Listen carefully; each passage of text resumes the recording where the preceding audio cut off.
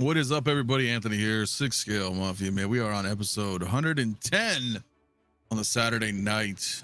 Tales of the Dark Side, my friends. As you guys know, I will have a bunch of guests coming in this evening, but they'll be here in just a little bit, man. So I just wanted to say what's up to everybody in the chat, of course. I hope everybody's having a good Saturday night, Sunday morning. It is December, my friends. Tis the season, as they say. So we have some holiday music going and just kind of chilling. We'll talk some figures, and who knows, man? Who knows where we're gonna be? Who knows where we're gonna be tonight? So got actually a lot of cool stuff in store. Actually, I want to talk about some things, man. The figures of Christmas past, as it were, man. Things that just never came to be, my friends. And of course, some of the new stuff that has dropped, this week. But before we get into anything here, let's say what's up to everybody in the chat, man. We got AJ up in the house. What's up, my man? Pursuit of Awesomeness. Hello, friends. Hope everyone is great today. Hell yeah, my man. Hell yeah. Stephen Lawrence, my wallet is dead. Too much stress on it, man. I know that feeling. Nothing new expected for me with so many pre-orders already. Yeah, dude, there's quite a lot. There's quite a lot, man. You just have to make those decisions on what's cool enough that you can't live without. Exactly, my friend. Christian also in the house. Hello, my friend. Hey, y'all. I'm guessing I won't be getting my Buzz Lightyear this year. I don't know. We may not. The year's not over yet. So, fingers crossed, man. Maybe we will. Charlie the Unicorn was up, my man. Next time you have Yost on, I need to emphatically simp for a Mad Max car, because Furiosa looks fire and worthy. Follow up a Fury Road, build the car they will buy. They might. Yeah, trailer looks kind of cool, man. Looking forward to it. So Hector also in the house, 816 shape, my man. What is up, brother, man? We are going to be doing some cool stuff again Tuesday night as well. So you guys stay tuned on that one. TK Magic up holiday wish list for wifey. Hot toys. Not bad, dude. Not bad. I agree. Justin McFly, my bro, also in the house. What is up, my friend, dude? AJ celebrating 8 months of channel membership. Thank you, my dude. So season's greetings, fellow collectors. MODOK is my Christmas wish of the year. Let me know in the chat, man. I think AJ is the only one that wants MODOK, but that is so cool, though. I'm interested. I'm interested in knowing if anybody else wants a MODOK figure. So Howard Chan has a big sack full of gifts for everyone. Dude, that would be nice, huh? That would be nice. Dinesh in the house. What is good, my friend? Thank you for coming through. Bob Dylan, my brother, man. The intros just keep getting better and better. Thank you, man. That's the older one, too. And I forgot I had the tonight's panel. And I think for the most part, that is accurate. We got a couple more people in the house. Mario is busy tonight, so he will not be joining us this evening, but we'll see him probably again next week. Pedro Lopez, what's up, my man? What is good, dude? Marlon also in the house. Mike Favela, what is up, man? The intro, appreciate, my friend. Dustin O'Neill, hello. Thank you for coming through as well, my friend. Dylan Compton. Sorry, that was because I told him I never seen The Matrix. You got caught in the crossfire. That's funny, man. You got to watch The Matrix. How have you never seen The Matrix? I don't know.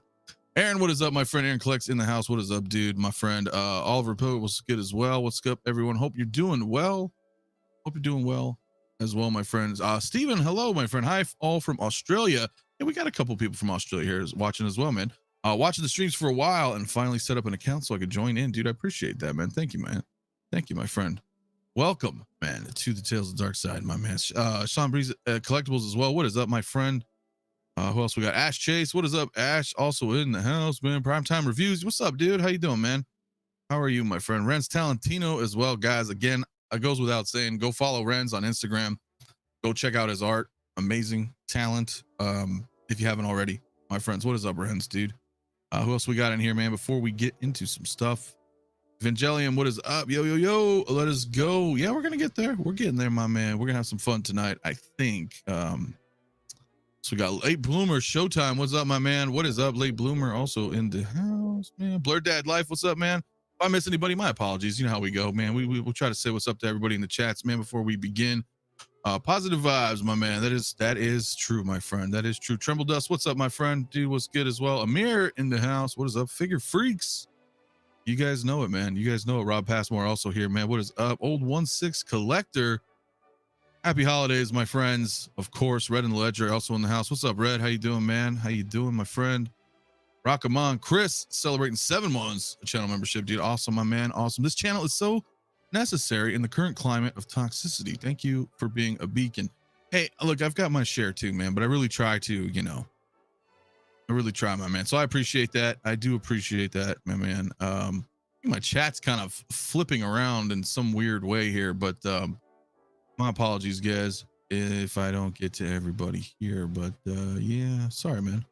Sorry, I don't know what's going on. Hell yeah, bring me 𝗦𝗢𝗠𝗘. All right, my man. Oh, that's great, man. 𝗦𝗢𝗠𝗘𝗢𝗠𝗘.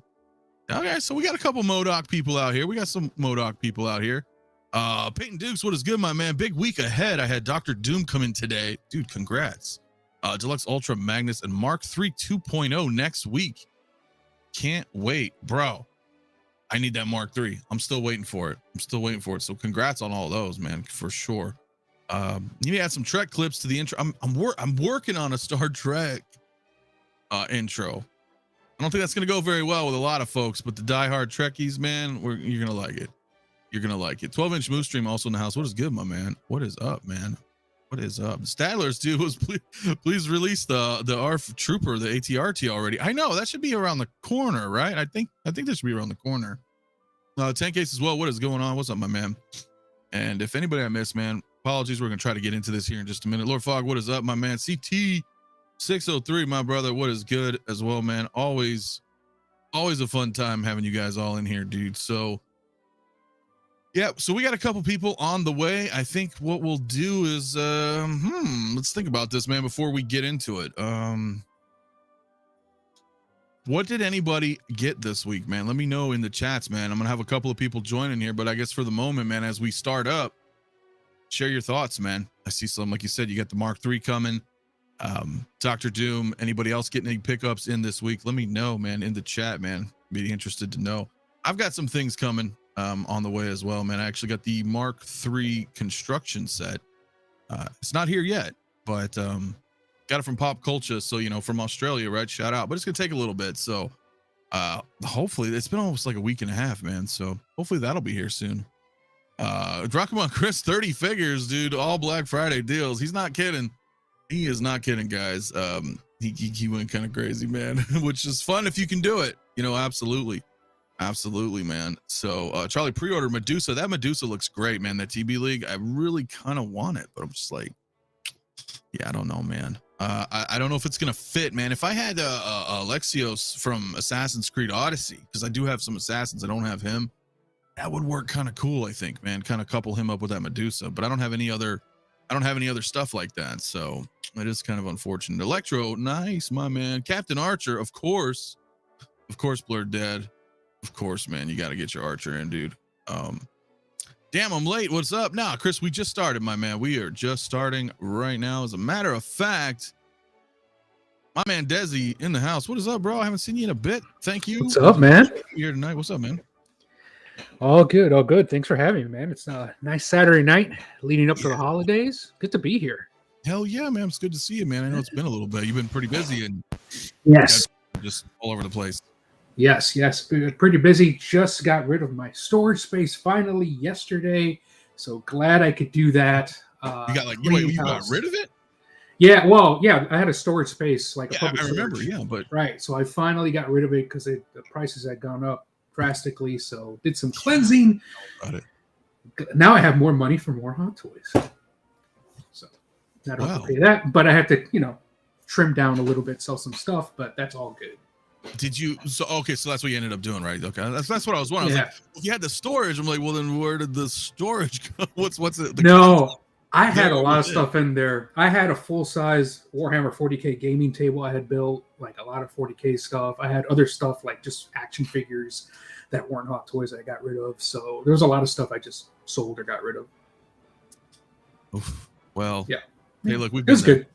Didn't hurt, to be honest. Wasn't looking at it. So, but good stuff. The point is, no regrets, right? No regrets, man. It's good to be free of that and now have more space for more stuff. Dude, I'm telling you, I know I had to shuffle some things around myself. I got rid of some things, make room for stuff. I mean, dude, this year alone, man. I mean, I still have that Ecto-1 coming. I've got an 89 Batmobile coming. Yeah. I have that 89 Batwing coming. I got that 89 Batwing is huge. I don't have it, but I had it in my hands for a bit. Yeah. And man, It is huge. It's awesome though. I do have an '89 Batmobile on order from Jazz Inc. So dude, take up some space. Same. I just had him on. I mean, I think you tuned in a little bit. Of that. Yeah, I was watching. That was cool. If you guys didn't watch that, that was Thursday morning, right? Yeah, that was Thursday morning. Yes. So we had Yost on from Jazz Inc. Guys, if you didn't check that out, well, you know, it's somewhere in the channel. Most recent live stream other than today, man. That was yeah, we had a good time. There was a lot of information on all the Batmobiles, man. And you know, it's crazy, dude. Like, I didn't realize that a lot of people are really excited for the Batman and Robin Batmobile, the '95. I didn't, you know, that's there's a lot of hype around it. I was like, okay. You know what? With Batman, and I say this because I was just saying I was selling stuff. One of the things I sold is some of my old comic books, right? And the easiest comics to sell were anything Batman related. Like I had not an entire run, but a significant run of like Robin. I was like, this is never going to sell. Like immediately, as soon as I put it up. Like anything Batman sells. So that's a good point, right? Like Batman and Robin Batmobile, no problem. Yeah, dude, isn't that weird? And that's funny because, you know, when I was talking with Yost on the show, you know, he even kind of brought that up, man. And he was like, you know, the Star Wars stuff that he's doing isn't selling as high as Batman, right? And Batman's just super popular. Not to say that Star Wars isn't, but you know, I was thinking just a lot of Star Wars fans may not be 6 scale though, right? They'll be picking up like replica, like prop replica, stuff like that, you know. Yeah. So maybe certain things don't hit, you know, like a Anakin Starfighter or what, you know, for example, right? Yes. Spoiler arts, you know, things like that. But Batman is all, yeah, I think that's, I mean, it's almost 100 years old, man. I mean, it's Batman. Yeah, it's Batman, and Star Wars has the Black Series, right? And so many other things, and not to say that Batman doesn't. I know McFarlane's working on those figures, and they're pretty good. But yeah, Batman is another beast. Yeah, man. But that 95 looked great. He showed that off. Yes, it and did. I was like, okay, man, the colors look great. I mean, it's a unique design, you know, and I just, yeah, it's really cool, man. I just can't have every very cool Batmobile, bro. I can't have every Batmobile. Yes. It looks awesome. Hey, it looks better. You won't hear me say this a lot, but it looked better than the Giger design they initially were going to go with. So that's cool. That is true. Yes. I'm kind of glad they didn't, because it didn't really fit like Joel Schumacher's vision. Like, you know, like he's trying to go back to '60s and have like a campy Batman. Yes. And then you got like some xenomorph looking alien Batmobiles. Not gonna. Yeah. Not gonna match. It was strange. So yeah, they went with the right design. It looks awesome.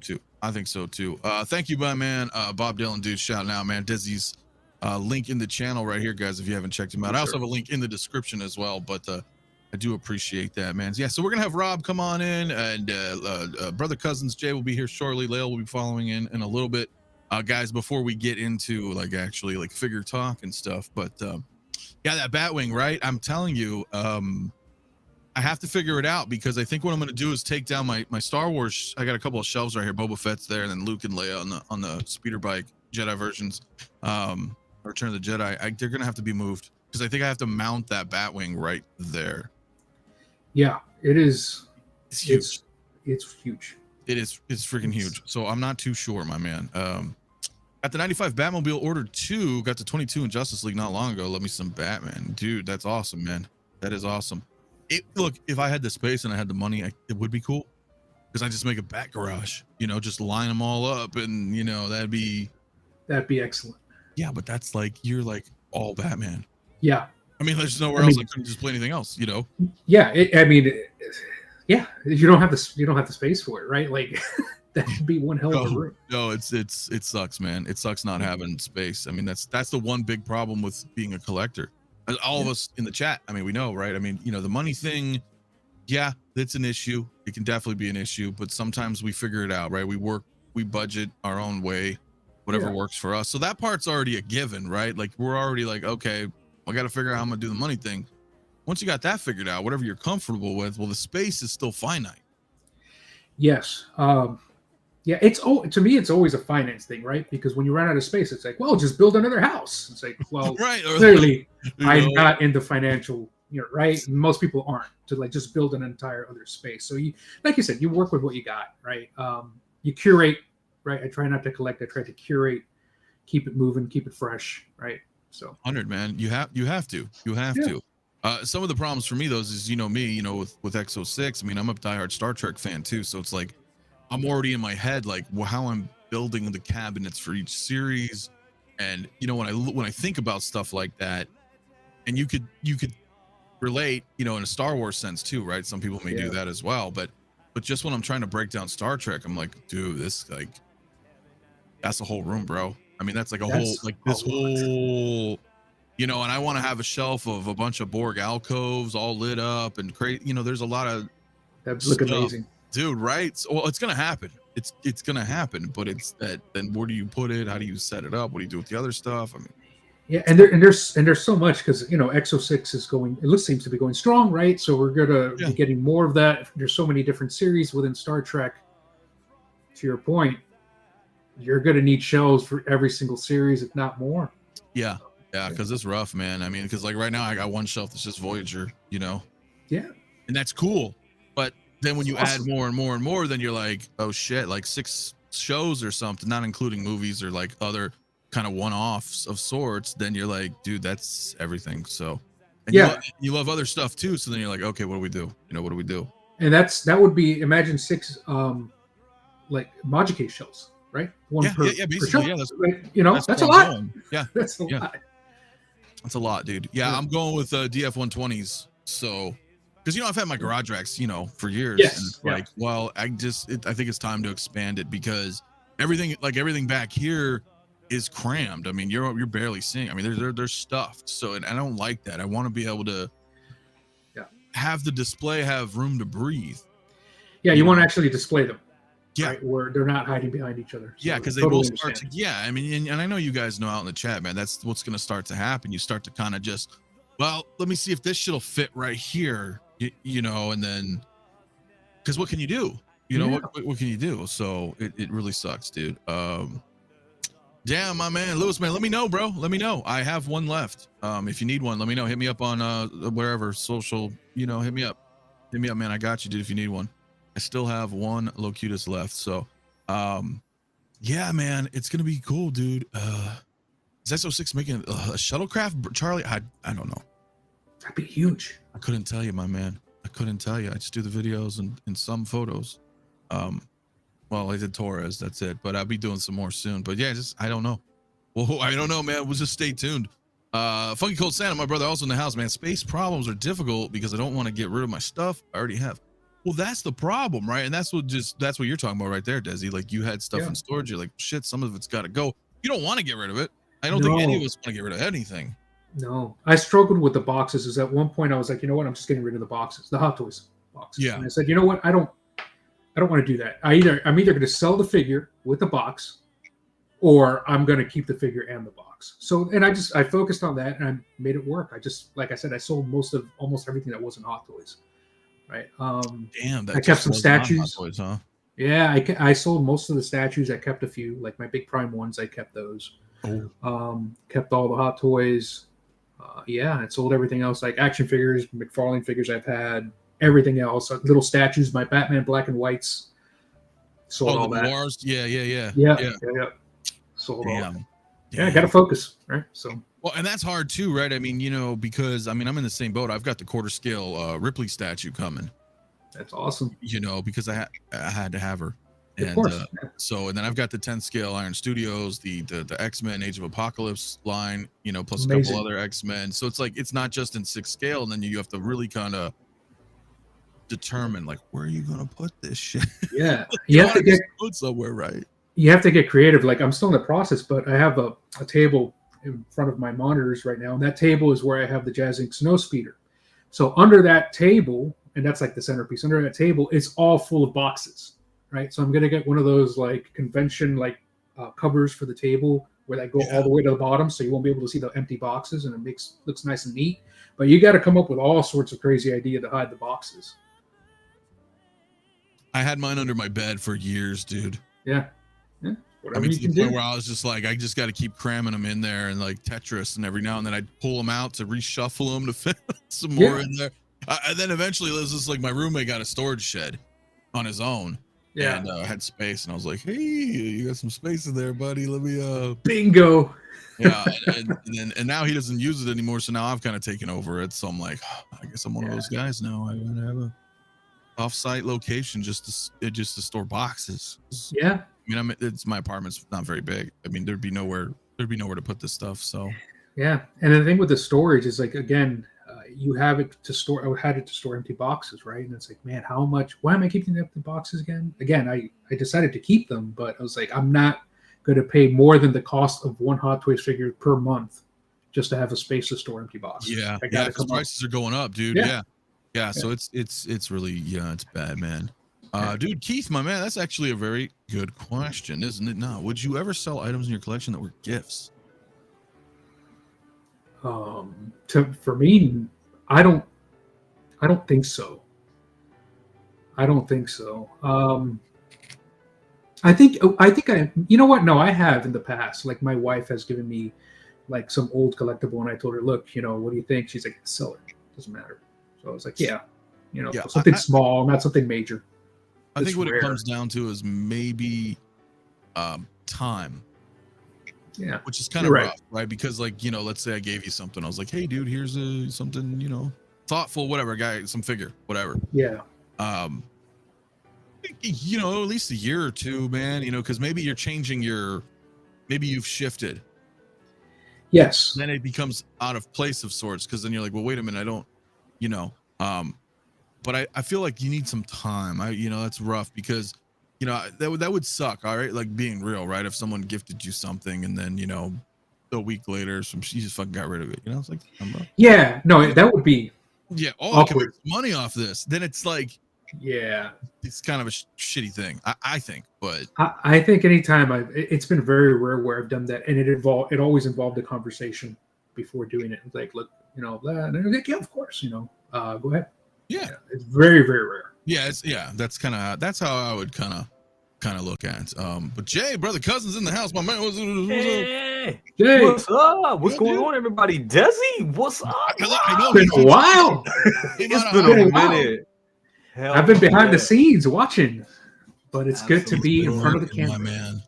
Hell yeah, man! It's nice seeing you again. Absolutely, yeah, absolutely. Same here, man. Same here. Absolutely, Anthony. What's going on? What's shaking, brother? Oh, the same old, man. Saturday night, man. It's December now. Oh yeah, December. I know.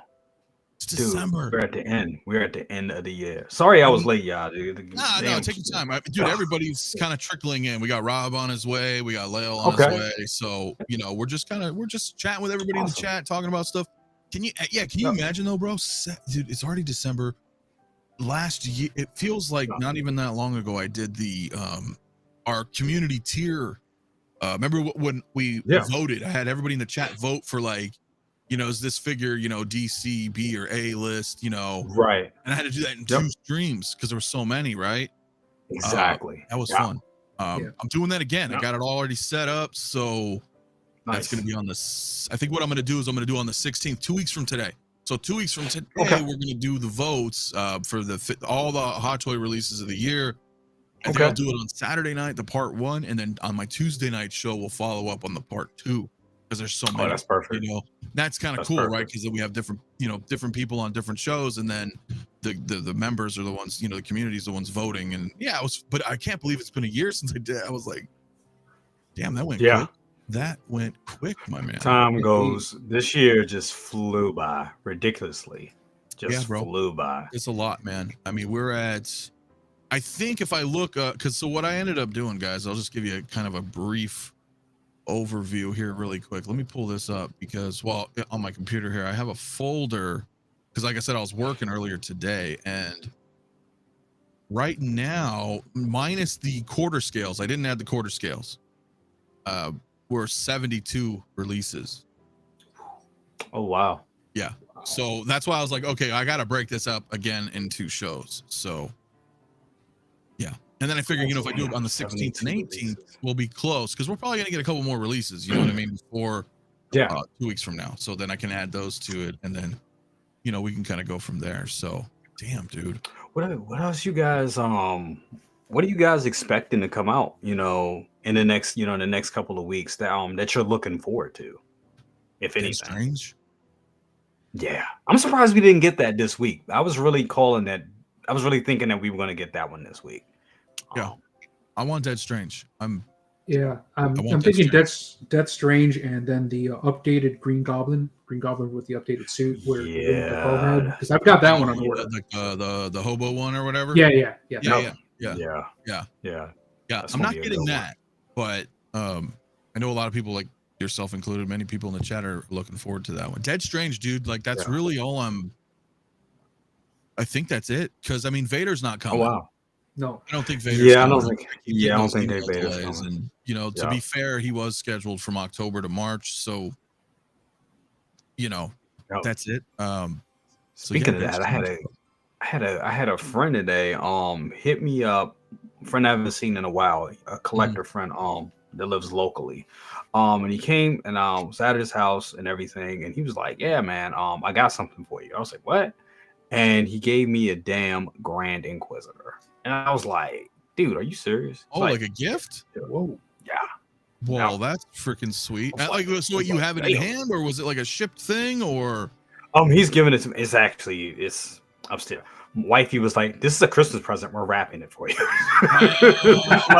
Okay. Because I was like, "But I'm a review." I was like, "I'm a reviewer." She was like, "You got enough stuff to review in the next." I was like, "Yeah, yeah." But I mean, at the same time, you could argue and be like, "Look, if I do it at Christmas, it's I got it now. I should do it for the people, and then just I'll box it back up." Or something. I'm trying. I was going to ask you how you thought about them, but if you haven't really got to I saw him posed up at his house, and I was just like, I mean, in person it looks good. You saw him in person, in person it looks good. The LEDs, we all know that. I mean, comparing it to a CCFL ain't even fair. No. So it just doesn't. Yeah, the problem with those CCFLs, bro, is they like run hot. They do, and they have a finite amount of time before they blow up. So I just mine, I've had it for 7 months. I think it was about 5 months now, and I mean it's very dependable. It's not it does burn hot. I wouldn't. It's something I wouldn't feel comfortable leaving on without being here. That's what I'm saying. And like, for most of us as collectors, we want to leave stuff on like all day, or absolutely. That's why I never took commissions on those things. I put out a video like, "This is how you make it." I'm not making it for you. Like, that's cool. And even watching that video, Desi, I was like, I can't. I learned it from watching some other videos, and I was like, all right, let me change this a bit. I did mine, but Man. But safer. Doesn't look the part, but it is safer. And hey, it's better than the little batteries. It's a step in the right direction. So absolutely. No, absolutely, man. Catwoman pushed back to mid-January as well. And we already know of Vader, so it kind of, you know what I mean? I had to skip Grand Inquisitor, unfortunately. He looks good. My thing is, as I've mentioned before, like, I feel like you need to get the third, fourth, the other two. I always forget their names, man. The brother and sister, which they teased, and then we just, nothing yet. And I feel like if you go that route, I think that would be really cool, because then you can have all of them together, right? But the problem is at least for me, if they're not going to do it, then you're kind of, I feel like you're missing. It's incomplete. For me. So that's why I like Jude. But with Vader, it works for me because I've got the two Purge Troopers. So I was like, let's put them together. And that's cool, And if the other Inquisitors come out, then you're like, all right, cool. That would be one really badass looking shelf. Yeah. But to have Vader in the middle, and then you have Reva and the Grand Inquisitor flanking them, I think that would look pretty cool too. I think that would look pretty sick. Just to add that trio. It would look great. It would look great. It would look great. But hey, I got a $7 super chat. Thank you, my man. Lord Fog, man, I do appreciate my friend. He said, enjoyed the Jazzing chat Thursday. Thank you. I am all in with their bat offerings. Man, that's a lot, bro. But that's gonna be cool. Stuff. That's gonna be cool, dude. That is gonna be cool, dude. Thank you so much, my man. All these pushbacks are helping because my ass is getting choked out, man, dude. Yeah, you ain't lying. You ain't lying. It's hard, man. I don't know how you guys can do it. I mean, I'm behind, and I don't mean behind with like every release. I'm just behind with stuff that I want. You know what I mean? It's like it's coming left, right. It is every which way we're looking. Yeah, Yeah, it's just I don't know, but you know, it really is. It really is. Like stuff is coming now. Like Peacemaker, I think they're at my comic store. I think they're also store is also getting some Grand Inquisitors and all that too. Some is Jay lagging or is it Yeah, me? yeah, I know. Okay, He's like, Jay's frozen. I was like, and you weren't moving, dude. so I was like, stuff is slow. okay, Jay's having some connection issues.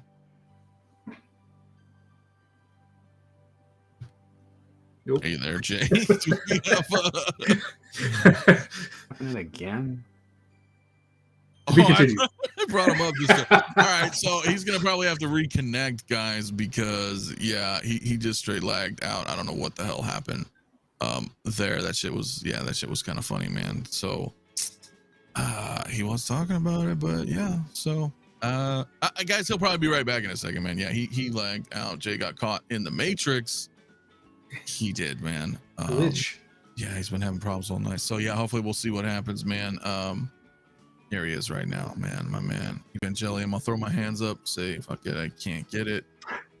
Weird. That happened last night on LWO. That's so weird. Yeah, are you just having some internet issues or something, or? Yeah.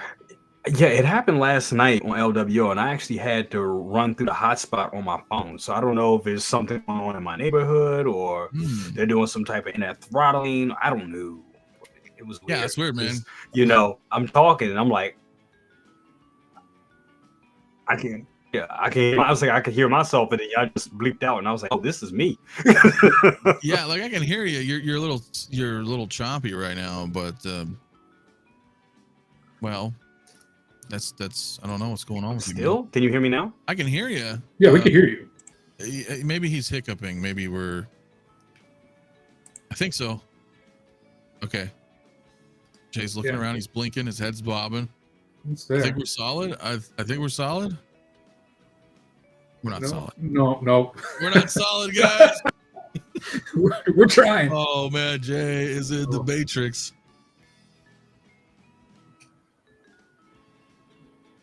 Well, that's not good. No, I just had him there with the music playing. That's just funny. All right, well, we'll figure out what's going on with Jay. I don't really know what happened to him, my friends. We'll have a couple more people here joining shortly. We got a ghost of Jay. There he goes. Was it multiple J's? Is that? Yeah. It's the multiverse of J's. There they go. They got me again. Better? Is that better? Well, can you hear me? Can you guys? Am I choppy? Everything? No, I think you're okay for now. Okay. So you were saying? Yeah. I can't even remember. Just the welcome to 42. Just because like there's a lot of shit, right? And yeah, there's a lot of shit coming out. You know. Yep. Yeah. Multi-J of madness. The multi-J of madness, bro. Yeah, dude. Guys, I really want to bring up some stuff, man, but I figured I'd wait for these guys to get in here. So, I mean, I guess we could talk about. So the Bat Cycle. So that's coming. It looks like that's coming next week. But I mean, Cycle. Yeah. So that was interesting, right? Because that came out in 𝗕𝗘𝗖𝗢𝗠, right? In Japan. Yep. And I don't know if that was supposed to come out. Right. Like, does anybody have any confirmation on that? Like, I don't know if it was they accidentally sold it early over there because no blogger photos, nothing. You know, we got a couple of boxes for it. But you know what I mean? I don't know. Yeah. Did they sell it or did they just put it out on display there? No, they sold it, man. No, they sold it? Oh, okay. There's reviews. There's reviews and everything. Mm-hmm. Oops. Yeah, so I don't know. I'm not sure. There was that. I suppose, because this is not very much, I guess we could kind of actually bring up this Spider-Man. I don't know how I feel about this personally. Have you seen this, Desi? Yeah, I have. It's not for me. No. And I don't get me wrong. This looks, I mean, the logo and everything is from like the '94 animated series, right? So it's not bad by any means. It's just, after I saw the video game Spider-Man, which is what, like the advanced suit Mark II or whatever it's called. Yeah, The new one. I've got that one ordered. And with then incorporating the white, man, after seeing that, like I can't go back to the regular spider suit, which I know is probably heresy. But I like that advanced suit. I like that, like the incorporating the white. Now I go back to this Spidey suit and it's like, oh, yeah, okay, yeah, cool.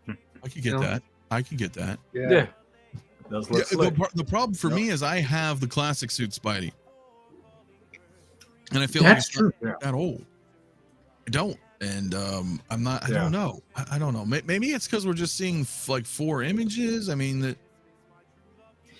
if I had to pick, though, I'd go with classic. Between this and classic, I'd go with classic. Yeah, that's how I am. I get that. I feel like classic's more. This feels like a weird mix of things, so I don't really know what this is. It's just a mashup of like all different type of Spider-Man. I mean, and with that, and they try to get us with the nostalgia, and it's almost kind of like, because you got the Amazing Spider-Man, you got that logo attached to it, but then you got the 94 Spider-Man animated series logo within the display.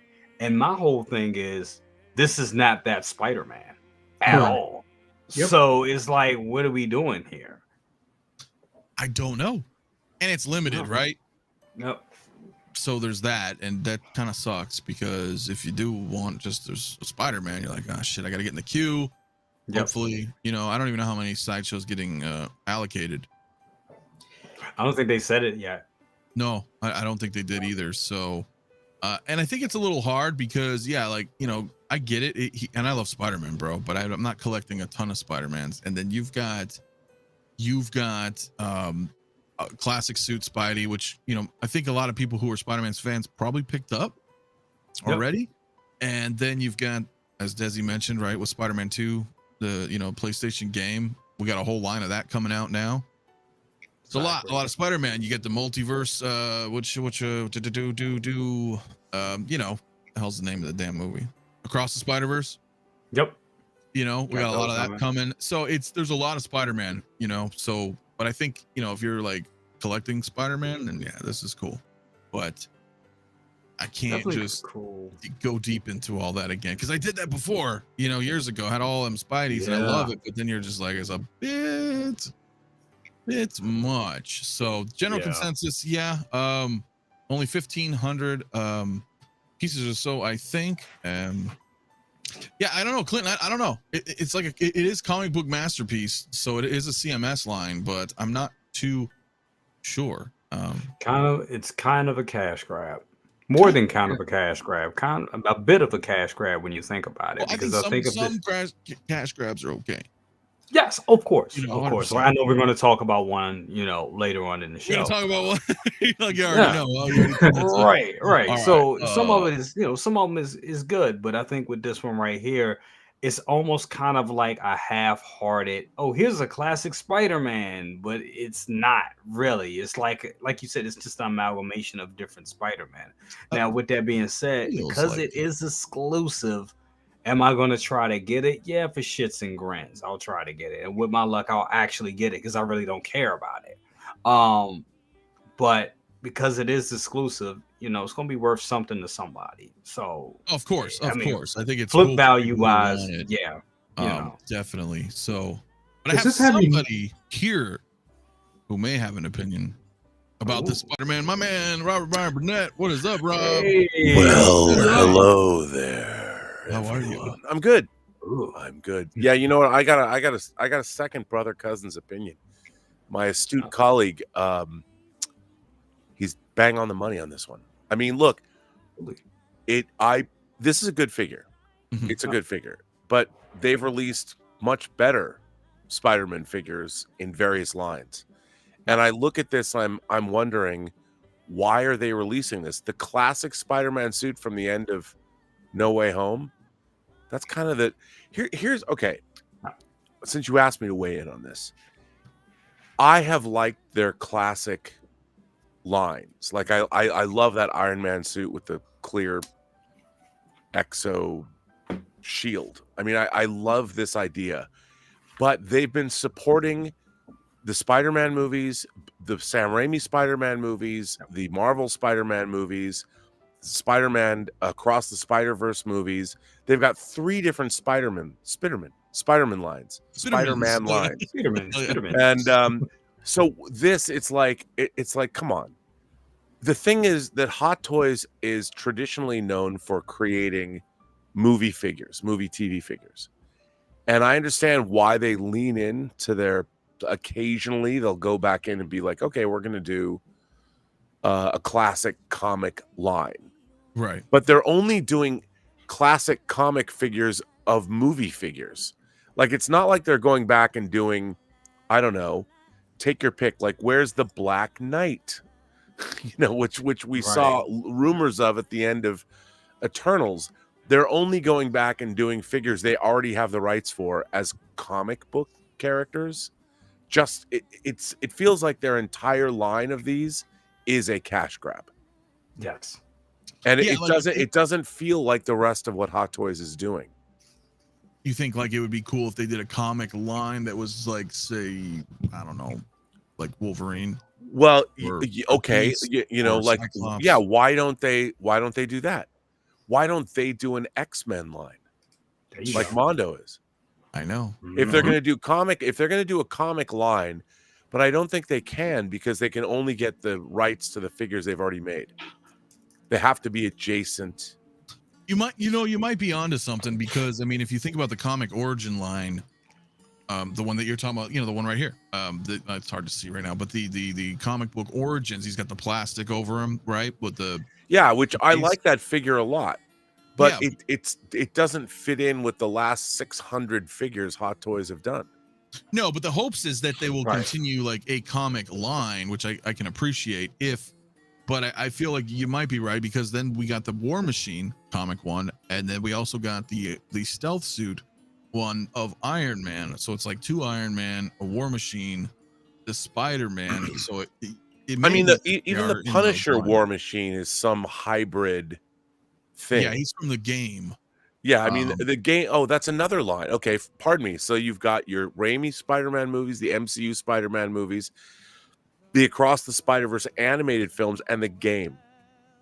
They have 4 Spider-Man figure lines.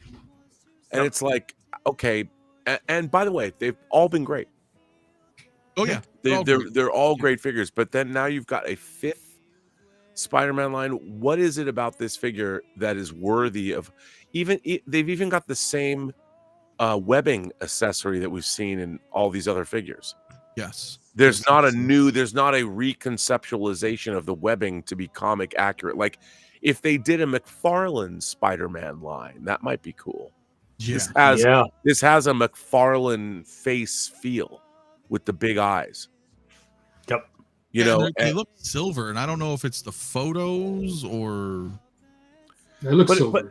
But it's like, as we as collectors, where do you put this figure? I mean, it's got the background like it's an animated figure. So is it from? I mean, if it's an Across the Spider-Verse figure, I'd be like, okay, you've got the same background as the. I love these big explosive cardboard backgrounds that were on the 2 into the Spider-Verse figures. Those are really cool, really nice. So is this part of that line? But it's not part of that line. Exactly. And it's like, so what is this? And where does it go in your collection? I guess if you're collecting Spider-Man, it just goes in the Spider-Man. By the way, I don't mean to be a hater. It's just like it's like I'd much rather. Hot Toys has become. I mean, I love Hot Toys. I've been collecting them for almost 20 years, but it's gotten to the point where I'm bored. I'm bored of. I mean, if the Marvel Cinematic Universe is not interesting, like, I love Moon Knight, so I wanted a Moon Knight figure. Yep. I didn't even like the Moon Knight series, but I love Moon Knight, so I can buy Moon Knight and imagine the Moon Knight movie or the series I wanted to see with that character, because the design's great. Yes, but it's gotten to the point where if you're not excited about the movies, I mean, I don't think. I mean, it's funny to say, but Captain Marvel isn't just it didn't just disappoint. It's a bomb. Like, it hasn't even grossed $100 million domestically. Isn't that crazy? Yeah, they didn't even make their money back, right? Oh no, they're worldwide. To make their money to break even, you're looking at about $600 million. This movie is a disaster. It's a disaster, and I think that, like, where's the Thor: Love and Thunder line? Where's that? Where are those figures? Well, I don't think that did very. See, you know, and so we were talking. I mean, that about made like $750 million. It did respectable money. It did, but that's about as much as Batman, right? The but Batman. Do they feel that we talked about this last week? Like, do you feel that it's because certain things after the fact, like even if it made some money, but the general reception out there, right? The word of mouth opinions were not that favorable. Do you think that has like an impact? You know what I mean? Because it could have made money, right? Just like, I mean, Star Wars was a little different. Force Awakens did make a shitload because it was a new Star Wars, right? And some would argue that it was, but here's the thing. You know what I mean? Star Wars has 45. Well, now it's more than that, but Star Wars already has, like, I can justify buying Star Wars figures that I think are cool because they've had, like, Thrawn. If you don't like Ahsoka and how Thrawn was portrayed in Ahsoka, I read the Heir to the Empire books in the early 90s when they first came out. Thrawn, right. So Thrawn's badass. So always, like, Thrawn works for my Star Wars collection. I can buy Sabine, I can buy Ahsoka, I can buy whatever, and they'll always have a place to go to. Because there's that you can always buy Star Wars. But Marvel superheroes have been around longer than Star Wars has. But the MCU made collecting high-end figures in the Marvel universe, because there's plenty of Marvel figures in every scale. Yes. But if the MCU suddenly becomes, look, I have to tell you, other than Deadpool 3, which Marvel's inheriting, I don't even think of it as a Marvel movie. I love Wolverine figures. I'll buy that yellow Wolverine suit when they put it out because it's badass, and I love the X-Men and all that. That's fine. Of course. But as far as Marvel is concerned, for me personally, and I love the MCU, Marvel's gone. I have no interest. I mean, I'll buy Kang because I love Kang because I'm a Marvel fan. Right. And I think Jonathan Majors, I don't care what happens to him in court. I think that Kang figure looks great. Dude, it does. Yes. And I love Kang, and I love Jonathan Majors and all that. But they've never given me a reason in the movies to like I bought 3 Hot Toys Thanos figures. I have 3. That's right. And they're badass. And you put them in a case.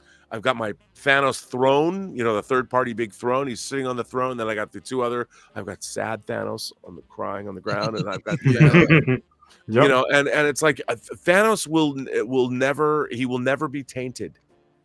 Nope. Thanos is Thanos. You have Thanos. I mean, people don't like those bigger figures, so Thanos. I don't care if he sells well. I love Ultron. Yeah. I have animated Ultron and regular Ultron.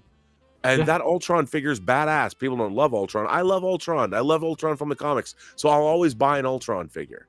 But as far as Marvel goes, I love my Sam Wilson Captain America figure with the wings. I have it right here. That is a great figure. I love that figure. Yes, right out of the comics. It's great. It's great. It's a great figure. figure. I think with a lot of these MCU movies and MCU shows, as of recent, they have forgot something. And they have forgotten that, but also the cool factor. Like when you look at, I went back and watched, because I got the Mark III coming, Mark III Iron Man suit coming. I was like, man, let me go back and watch Iron Man 1. And when how great is that movie? The best. It's just so good, fucking cool. It's just cool. Even the way he's talking, the way even the characters, and it's cool from the opening 5 minutes. Absolutely. It's hip. It's really hip, especially for that time. So they need to get back to that. And I think once they get back to that, then that's when these figures, these properties, the numbers, everything will go up once then. The Marvels, personally, I like the Marvels. I thought it was a cool movie. I have a daughter, so that's a way for me to get. I think the movie itself was fine. I want a Miss Marvel figure, and I especially want a Monica Rambeau figure. Mm-hmm. Absolutely. And I would buy those for the same reason, because they work well. They work well look, if you're a fan of Marvel Comics, so getting the figures is great. Just like I love Eternals. You know, so both Eternals figures have to be in my collection, whether they're because they've both been in the Avengers at one point or another. Yeah. So you know you can build if That's you true. go for the Bob Dylan way, you make your The Bob gigantic. Dylan way. Hell yeah. To me, the Bob Dylan way is I mean I love Leo's Star Wars display, but the Bob Dylan way where you can make an explosive giant movie poster-esque massive action explosion. That way you can put any figure. Because like you go Justin's collection route, Justin likes to have every single figure from this movie is in this display case, Right? Yeah. but I prefer the Bob Dylan route where you're creating in the mind's eye, you're creating your figure display represents the totality, as you were, or if you will, of the whole franchise, Right, of that IP, like yeah, of that IP, Exactly. and you go the Bob Exactly. Dylan route. That's kind of the way I like to display. That's like like the 6-scale band. By the way, if anyone has a handle on getting a Kurt Cobain, I thought I'd be able to get a Kurt Cobain. That is it. There's a Kurt Cobain figure going for $99,000. Yes. Have you seen that on eBay? Yes, it's crazy. I mean, I didn't realize. I thought nobody was gonna. I mean, and Blitzway is great. Normally, I pre-order that stuff. I didn't. I thought I did, but I didn't. 9,000? Did they go back in time and get Kurt to sign it? 99,000. 99,000? $99,999. There's a Exactly. I will Alright. keep an ear out for you. yeah. If you know anyone, I I've got mine on order still, so Yeah. but I mean, waiting for- I'm wondering if even if I was a toy reseller or something in Hong Kong, if someone placed an order with me, I'd be like, I'm gonna put this shit on the secondary market. No one's getting their fingers. Oh yeah, Pop Culture does have it. They do have it. Rob. they have it ready for pre-order. I think it's ready for pre-order. Yeah. Is it $999,000? No. It's only 50. Oh man. Is that what Pop Collectibles? Pop who? No, Pop Culture. Culture. Pop The Culture Australian. from It's like the Australian equivalent of Sideshow. Oh, yeah, they should have it for pre-order. Rob, you can get it. You could get it there. Real quick, do just want to address a couple of quick things, man. First of all, Leo, what's up, my man? Hey. Leo's in the Leo. house. What is up? dude, thanks for the show last night. That was a Oh, banger. I don't think we can hear you, bro. Can you hear me now? Yes. Yes, sir. Yes. Oh, okay. Yeah, it sometimes coming in here, it goes straight to mute. So, you know what I mean? Yeah. Like, it's Yeah. It might just be crazy stuff. still set with like Mhm. so Mhm. Yeah, Yeah. nah, man. What's going on? How y'all doing? not a whole lot. I will like to get your thoughts on this, but before I do, I do want to address Rockamon. Chris, real quick, man. Thank you so much, man, for the $5 super chat, brother. Said they phoned it in. Body proportions are way off. They picked bits from different versions of the character and slapped it in a stock body. Yuck. I believe he's referring to that Spider-Man. Brother, I appreciate that, dude. And yeah, I don't really know what's going on with that. But you know, it's there. So there is that. And then I do believe I got one more thing here. Yeah, so I put it in the chat, guys, in case you didn't know, because I do appreciate that. But I noticed in the chat, my friends, the Richards art. Yeah, I don't know why that wouldn't work, but I do have that. So I put a link in the chat, doing the tips that way, because I know that kind of obviously is a little bit better anyway, because it circumvents the YouTube stuff there. But yeah, you can definitely do it that way, dude. I do appreciate that. But yeah, man, isn't that crazy, dude? That is freaking nuts. So, but yeah, no, I don't know what we're talking about. We're talking about the figure, the Marvel. I lost my train of thought. I'm so sorry, guys. Spider-Man? It was Spider-Man. It was Marvel. Spider-Man, but we were talking about the Marvel. I lost it. I don't know what the hell we were talking about. How you doing, Lel? Marvel Spider-Man figure and its proportions, and it's an the amalgamation of proportions, different I figures. just Yeah. it's a lot of it there. So, Mhm. yeah, what do you think about that, Lel? That Spider-Man that they dropped? I think I mean, I like it. I like it for what it is. I mean, because it's again, it's an amalgamation of three different, formats. It's not in true form, but at the Right. same time, for a Spider-Man fan, who cares? You know what I mean? Right, At this that's kind of what point, I thought. I was like, well, if you're a somebody's- fan, like, I mean, you're not really going to care too much about it, and then you're getting an edition that's closely related to what we got from animated. There's so many. Again, it's some people will look at it and say it's Bagley, of course. That's the first notion is that when you look at the figure, you look at the eyes, and you're going to strictly go to Bagley because it is almost a representation of what he, put on canvas. You know what I mean? So, that's what you're looking at. But then you're going from Bagley to the animated series, and that translation, what you're trying to get from it. Again, it's the highlight of it is the blue, is the colorway. It definitely is a decent colorway. And hey, whoever can get their hands on it, you know what I mean, you're going to be excited. I mean, I'll try, but if I can, I mean, I still have my classic over here. I'm really good with that. You know what I mean? But I'm a bit disappointed. I'm a bit disappointed, man. Because I read an article today. Rob, I'm kind of glad you're here because I read this article today. Mind you, don't mind the mess. I'm in the middle of, putting this shelf together. Nice. There you go. There you go. The boards, everything here when it's hurt my finger in the process, but it is what it is. But my biggest problem is okay, let me start by saying this. Yeah. When I was young, bro, like when we were young, we enjoyed films. We enjoyed cinema. Okay. So, seeing a lot of sci-fi, seeing a lot of drama, seeing a lot of horror, seeing your rom-coms, your comedies and stuff like that. It was a plethora of entertainment that we had, right? Oh, yeah. But we were subjected, like there was a very small space for comic book adaptations. We didn't have a whole bunch of them. It was just a few. So when we got them, we hung on to it because it was like, yo, finally I get to see what it is that I loved and I've loved most about collecting comics. I get its chance, even if it's not all the way there, it is an iteration that I enjoy, right? Mm-hmm. Yeah. Fast forward semi years, now we're getting everything that we read on pages, we're getting realized in cinema, on the big screen, right? And I think for me, and I can only speak for me, bro, the disappointment is that we are already predisposed to complain, right? Now, a lot of people do. And right. By right, if it's something that you don't like, I get that, right?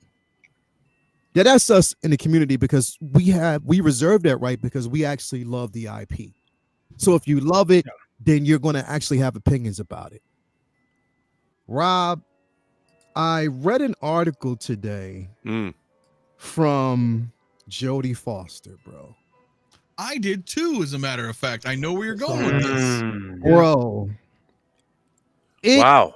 It literally, I'm like, yo, it just seems like actors and directors who, number one, if you haven't had a successful run these last couple of years, if you're a director who directed what you thought was going to be a 3-hour bonanza, but then it flops, but you've been talking shit the entire, like, I'm just, bro, my biggest problem is this: we reserve the right because we're fans. So when we complain about certain things, it's because we know they can do better and they're capable of doing it, and we want to see them do better, right? Exactly. But when these actors and these directors who know fuck all about the IP, they don't probably never picked up a comic book in life in general, know nothing about the characters, but then you talk shit about, you hope that people get tired of the IP because it is a fading or whatever, bro. That shit to me, literally, bro. I'm like, wow, grinds your gears, doesn't it? You haven't had a hit in so long. So for you to say that again, and bro, I loved Silence of the Lamb. I love certain films that she was in because she is a phenomenal actress, and I'm not taking it away from her as an actress because she's a phenomenal legend. But when you are literally one of those individuals that you want to piggyback off of what somebody else is saying, because and I guarantee you, if Marvel or somebody would basically reach out to these motherfuckers and be like, yo, $30 million contract, we want you to play a role. You ain't gonna turn that $30 million down. No, You're not. I don't give a shit who you are. You're not gonna turn that down, and they can say that they will, but that's some bullshit, bro. But don't you think that? I think that's frustration, not just with the IP. I didn't read the articles. I may be speaking out of school on this. But Boilers Workshop, he parks his shuttlecraft in my shuttle bay. Oh yeah. I think it has a lot to do with the suits. You know, and going to these cons and you talk to some of these actors directly, some of them will tell you like the suits behind the scene that don't know shit about the IP and just want to put shit out just to get it, just to get it out there. And this is why we get some of these lackluster movies. It's really that. And I think a lot of that frustration is probably with the actors in Jodie. Like I said, I didn't read the article, but I think a lot of it is with the suits, right? No. Well, here's the thing. Not even that, bro. She attacked the IP, like literally attacked comic book films. Yeah, she didn't get that offer for that role. But hang on. I think if I may offer another perspective. You may. Mm-hmm. Go ahead. Here's the problem with so cinema, all storytelling. The reason that we tell stories is to convey the experience of what it means to be a human being to other people. Mm-hmm. And that's what storytelling is. It's recounting moments, tales from human lives that are contextualized in a way to share basic human truths with one another. And cinema is the greatest storytelling medium ever created. So, cave paintings and oral tradition, plays and all that. But movies have the added benefit of technology, so you could film things. And it became the most potent form of storytelling. I would argue that I've often said that cinema was the art form of the 20th century. Oh, for sure. I think gaming is going to be the art form of the 21st century. And I think that video games right now are where cinema was in the 1920s before sound. Yeah. I think virtual gaming is going to take gaming into a new realm, holodeck style. I don't know how it's going to work, but it's going to be amazing. Yeah. But here's the thing about cinema. If you I'm a fan of when I was a kid, I was watching like movies from the 60s, the foreign films, Italian neorealist cinema or the French New Wave. One of my favorite directors is an Italian director named Michelangelo Antonioni, and he made a movie. Actually, he made a trilogy of movies called his Ennui trilogy: La Notte, L'Avventura, and The Eclipse. Most of this is not a put down, but if I were to try and show those three movies to fans of sci-fi, fantasy, and horror, most people do not have the ability to even sit down and watch one of those films. They don't have the toolbox. They'd be completely bored. They wouldn't have a way to connect. And I think a lot of cinema, when I think back to one of my top 5 favorite movies of all time is Bob Fosse's All That Jazz. There are very few people that I know who haven't seen All That Jazz that I could recommend it to sit down and watch the film. And I think the idea of what cinema is, and people like Jodie Foster, I've been watching Jodie Foster since she was like in movies like Candle Shoe for Disney back in the 70s. Wow. Yeah, when she was in Taxi, bro. Like that Martin Scorsese. You know what I mean? When she was in, I forget what the film that she was in. The Little Girl Who Lives Down the Lane. No, I mean, the film that she was in, I forget the name of it. The Accused. It was The Accused. Yeah, where she gets raped in a bar. Yeah. Brilliant, and she and it was an amazing performance. And this is what I'm saying. Like, the reason why I'm bringing this up, Rob, is because I understand what you're saying, but there are individuals such as myself and a lot of individuals that grew up that are as old as I am, put it that way, that grew up on cinema in general, that we are very eclectic when it comes to the cinematic experience. Sure. So we've seen every genre. We embrace every genre. Sure. And people would be surprised that like one of my favorite films of all time has nothing to do with sci-fi or comics in general.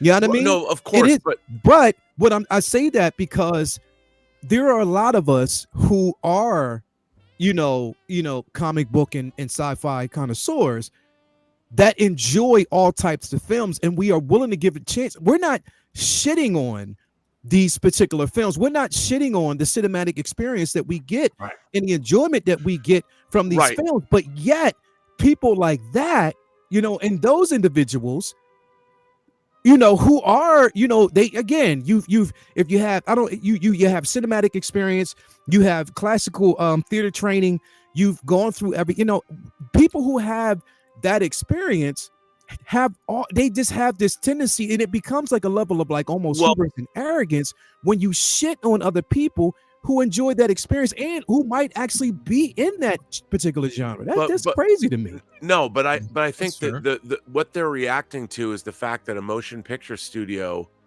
the movies that Jodie Foster was in and that she directed, they can't get those movies made anymore.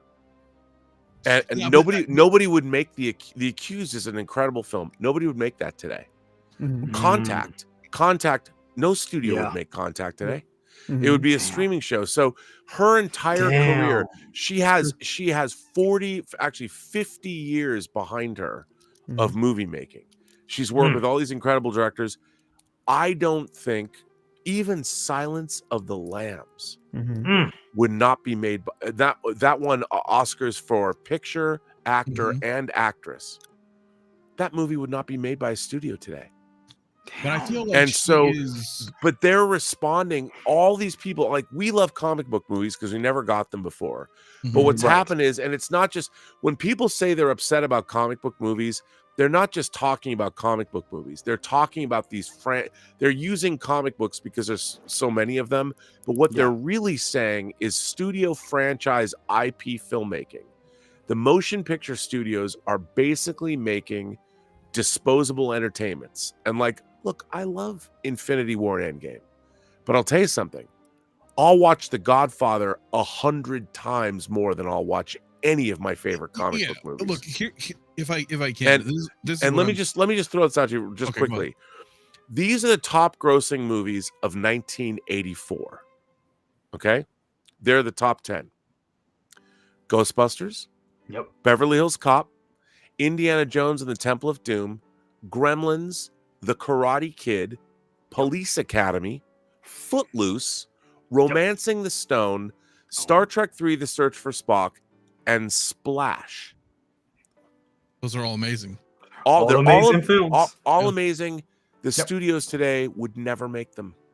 No, and that's what I'm saying. I see her point, but I feel like she's other than what's amazing, like Indiana Jones misdirected, I think. Well, yeah, but Indiana Jones and Star Trek 3 are sequels. All the other movies are originals.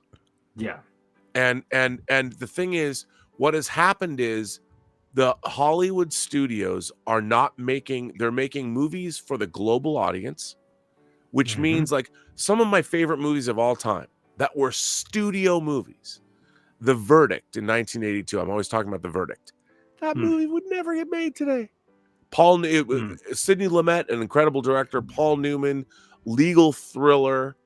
The Firm, remember that? The Firm. I love The Firm. Yeah. Great Tom Cruise movie, adaptation of a John Grisham thriller. That movie would never. It would be turned into a 10-episode. But real quick though. But wouldn't you say that because when we're looking at the cinematic, so when we're looking at it, each genre had its time, right? It had a period where it reigned for a long time. When you had the rom-coms, they reigned for a long period of time. When you had the comedy satires, they reigned for a long period of time. When you had the thrillers, they reigned for a long period of time. Horror films reigned for a long period of time. Horror films have never gone away. Reigned for a long period of time. But here's the thing. When that was happening, yes, there might have been complaints back then, but there were still films that were basically being made. Here's the thing.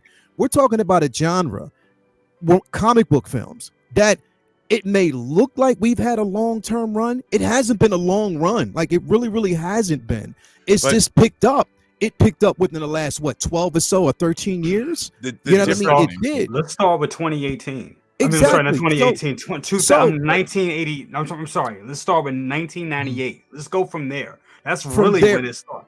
Yeah. When it started, but it didn't really have like a solid run. And I'm saying that specifically for this though, Rob, is because okay, I understand what she's saying, but if you are targeting the studios, if you're tired because you're saying that more auteur or independent films or films that you want to make, if you are basically directing that jargon, if you're upset with them because they're not making the films that you feel as though need to be made, don't target a genre and take it out on that genre just because you aren't seeing the things turn that page. Like you're not seeing the things happen the way you want to.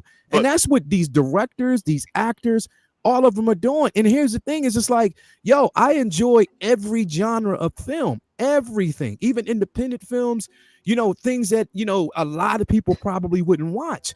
I'm not shitting on those spaces, but it's just like, yo, like I'm finally at a point where, and being 50 years old, I'm able to see a lot of the like comic IPs that I never thought I would ever see in Moon Knight on screen. Right, but let me here, I'm about to blow your mind. You want me to blow your mind? I'm sorry, I didn't mean Rob. I didn't mean to. I mean, I'm not Rob, but Mafia. I didn't mean to bring this up, but it kind of pissed me off when we had that. No, man, we're gonna talk about Rex. No, but it's a good conversation. Let's no. This is good. This is good. But I'm gonna blow your mind. Yeah. There has been sound motion pictures for less than 100 years. Yeah. That means that for 25% of the time that sound movies have been being made, the comic book genre has ruled. Since if you want to go back to 1998, that's 25 years. Yeah. That means 25% of the time that sound motion pictures have existed. Actually, we're not even at 100 years yet, because sound came in, 1927? Mm-hmm. So we're not even 100 years into sound motion pictures. And 25% of the entire existence of motion pictures has been dominated by the comic book film. Well, so if you look at it that way, that is. And by the way, what is the average? The X-Men in 2000 cost $75 million. That was a $75 million movie. We're looking at movies. We're looking at, not only is the comic book genre dominated, it's also been the single most expensive genre of film ever. Well, it's ridiculous. Like Godzilla costs what, 75 million? Godzilla cost $15 million. Is it 15? Holy shit, right? $15 million. Godzilla cost $15 million. The Godzilla that's out in theaters today. Minus one. Yeah. Minus one. $15 million bucks. And so this is what all of these filmmakers, when they're complaining about all of this, what they're complaining about is the most vibrant storytelling art form that has ever existed, which is movie making, has been completely reduced to telling these. And look, me, I love my science fiction, fantasy, and horror films, but they're not my favorite movies of all time. And all the movies that I grew up with loving, whether you call it The Godfather, call it all that jazz, take your pick. Antonioni's movies, but they were Italian, so they don't count. But they're gone. The diversity of the stories that are being told by motion picture studios is zero. All we're not even getting stories about real people anymore. Well, we're getting comic book stories or stories about Barbie. And like Killers of the Flower Moon, the only reason that movie can get made is because Apple doesn't care. They'll spend $200 million on Killers of the Flower Moon and make it 3.5 hours long because their business is not making movies. Right. Their business is selling phones, computers. They're making the devices we watch movies on. To them, Killers of the Flower Moon is marketing. They can chalk it up to marketing. And so the studios, and what the studios have been reduced to doing is they're making 10 $100 to $200 million movies a year. And the movies that all these people used to go make that had relevance, like a movie like The Accused, by the way, that was a zeitgeist movie. Mm-hmm. You know, when it came out, people talked all about it. Jodie Foster's rape scene in that film was horrific to watch. Right. None of those movies are getting made anymore. And I would say that our civilization, and you look at the discourse in this country, we have been reduced because movies, great movies, whether something like Fatal Attraction, everybody was writing op-ed pieces about Fatal Attraction, Yeah. or even Indecent Proposal, both directed by Adrian Lyne. Would you let your significant other sleep with somebody else for $1 million? Those things became water. Trading places. Or trading places. I mean, these were movies that captured the cultural discourse. We don't have a cultural discourse anymore. I mean, we've got people yammering away on YouTube, but which is fine, and there's more people talking about things than ever before. But we don't have an elevated civilization. Our civilization has been dragged down to be the least, and the movies the studio are making are appealing to, look, as much as this is not a criticism, but the studio movies are certainly not elevating the discourse. And I'll tell you something. Oppenheimer and Barbie, what's interesting about those two films is both of those movies have elevated the cultural discourse, and they were the two most successful movies of 2023. And why? And Oppenheimer cost $100 million. I like the movies, right? I love both of them. Both of those movies. How crazy is it that Barbie makes it's the most successful movie in Warner Brothers history? It's based on an IP, but it actually has something to say. Well, the problem is, like, we all love the Marvel films and the DC films, or mostly, right? Like, I love that stuff because Lael's, like what Lael's saying, like, we grew up reading comics. It's cool to see them on screen. Yeah. But I also agree, like, I mean, I'm stuck in the fucking 80s and 90s, bro. And mostly that's because of movies and television, because it's so diverse. And they were all great. Not everything was great. And I miss that. So I understand where she's coming from. I just feel like she might be blaming the wrong. I understand where she's coming from, but it's not the fault of one singular IP, right, bro. it's not. It's not. And that's basically the way it was written, and what she said was targeting the IP. It wasn't in a space where if you're talking about the studios, then let it be that, man. Like, let it be that, and voice your opinions there. But I'm just, again, I like a plethora of different films. And yes, sometimes even right now, when it comes to, the comic book genre, the way things are going right now, it's like it's up in the air whether or not you want to go see the next film and experience that in theaters. Because again, none of the IPs as of lately have been okay enough for you to actually go in and see. You probably had, Spider-Man No Way Home. It was good, and people went and saw that, they enjoyed it. A lot of people didn't enjoy Multiverse of Madness. I did. I love the film. I don't give a shit what nobody says. I love that film. I watched it as many a times over because I basically love the film. You know what I mean? There are other things out there, but yes, I understand that they've taken risks with certain things. And again, Marvel was due to hit a slump. We know that they were due to hit a slump, and it's just their base. It's their rhyme, their reason, and their season. That's just basically the way it is right now. But at the same time, yes, Jodie Foster, I respect your body of work. I respect you as an actress. You've earned your right to speak your mind and say certain things. But at the same time, like, you're targeting not just the IP, but the fans who love the IP as well, bro. Like, that's the thing, is like you're kind of shitting on them, telling them that their sense of enjoyment is wrong and that they shouldn't enjoy these things because you feel as though, look, bro, if an actor or an actress is trying to get a job and they want a job in Hollywood, and at the same time they want films that represent their vision of what Hollywood should actually be, okay, focus your opinion, your attention on that. And at the same time, sometimes you just got to put the money where your mouth is. Basically, maybe support some of these auteur directors and writers and people out there who want to put these films out and help them instead of just complaining about the things that.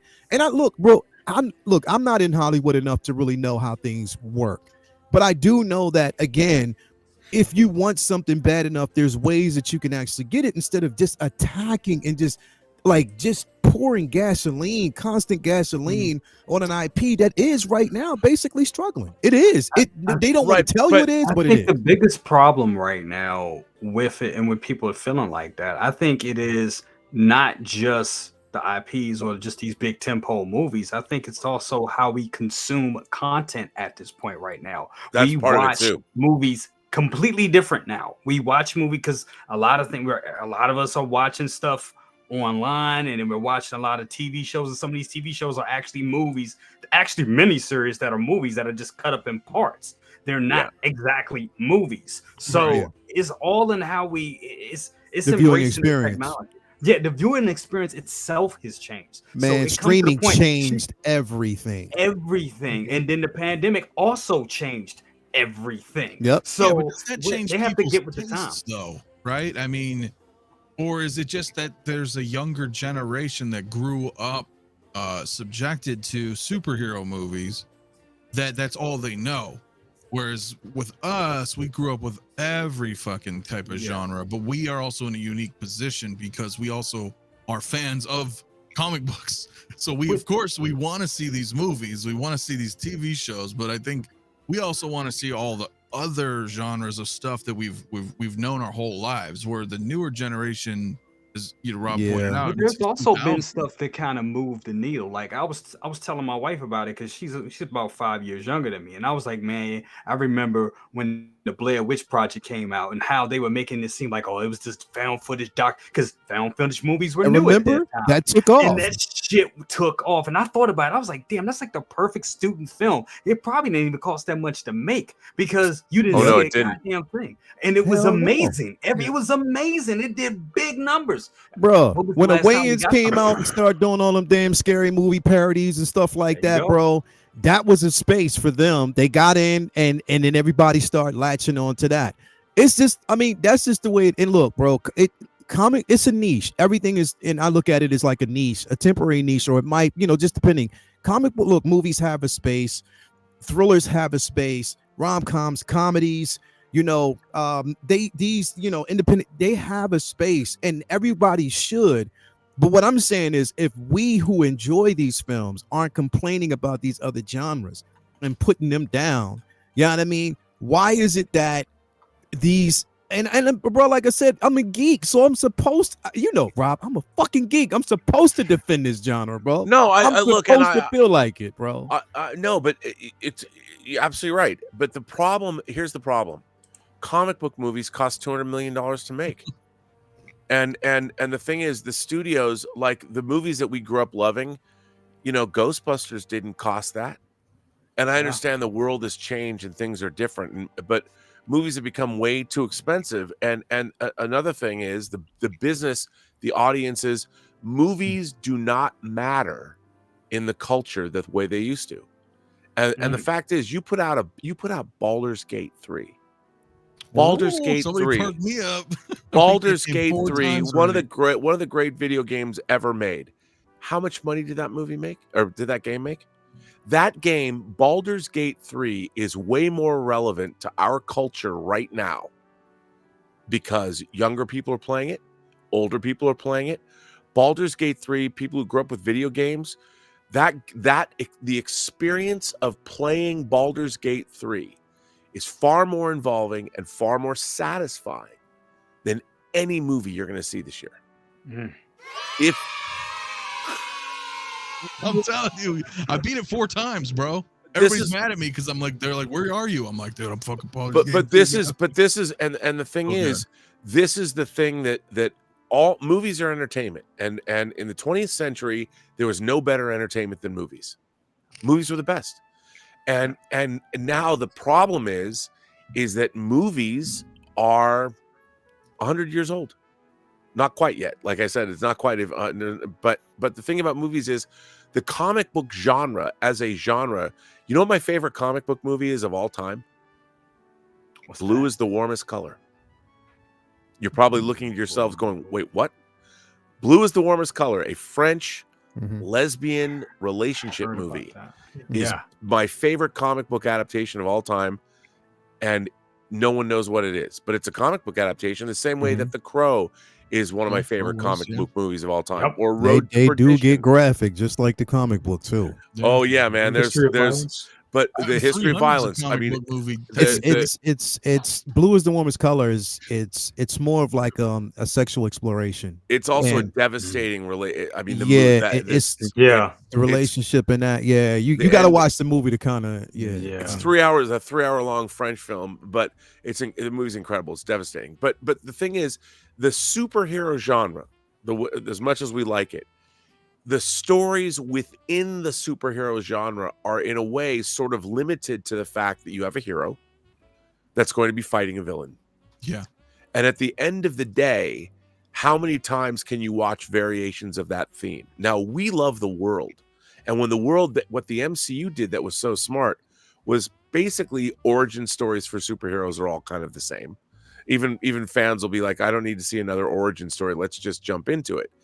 But if the movie's good and the world building is good and the MCU, the first 23 movies of the Infinity Saga are for the most part great. Even the movies, like I'm a big Iron Man 2 fan. People are like, oh, that movie sucks. I'm like, what are you talking about? Iron Man 2 rules. Iron Man 3 rules. Thor the Dark World. What was disappointing about Thor the Dark World is it didn't, but I like it too. It didn't live up to what was in the movie. Like it promised all this stuff and it wasn't there. The director wasn't as engaged. So it within the proscenium of the movie itself, it disappointed.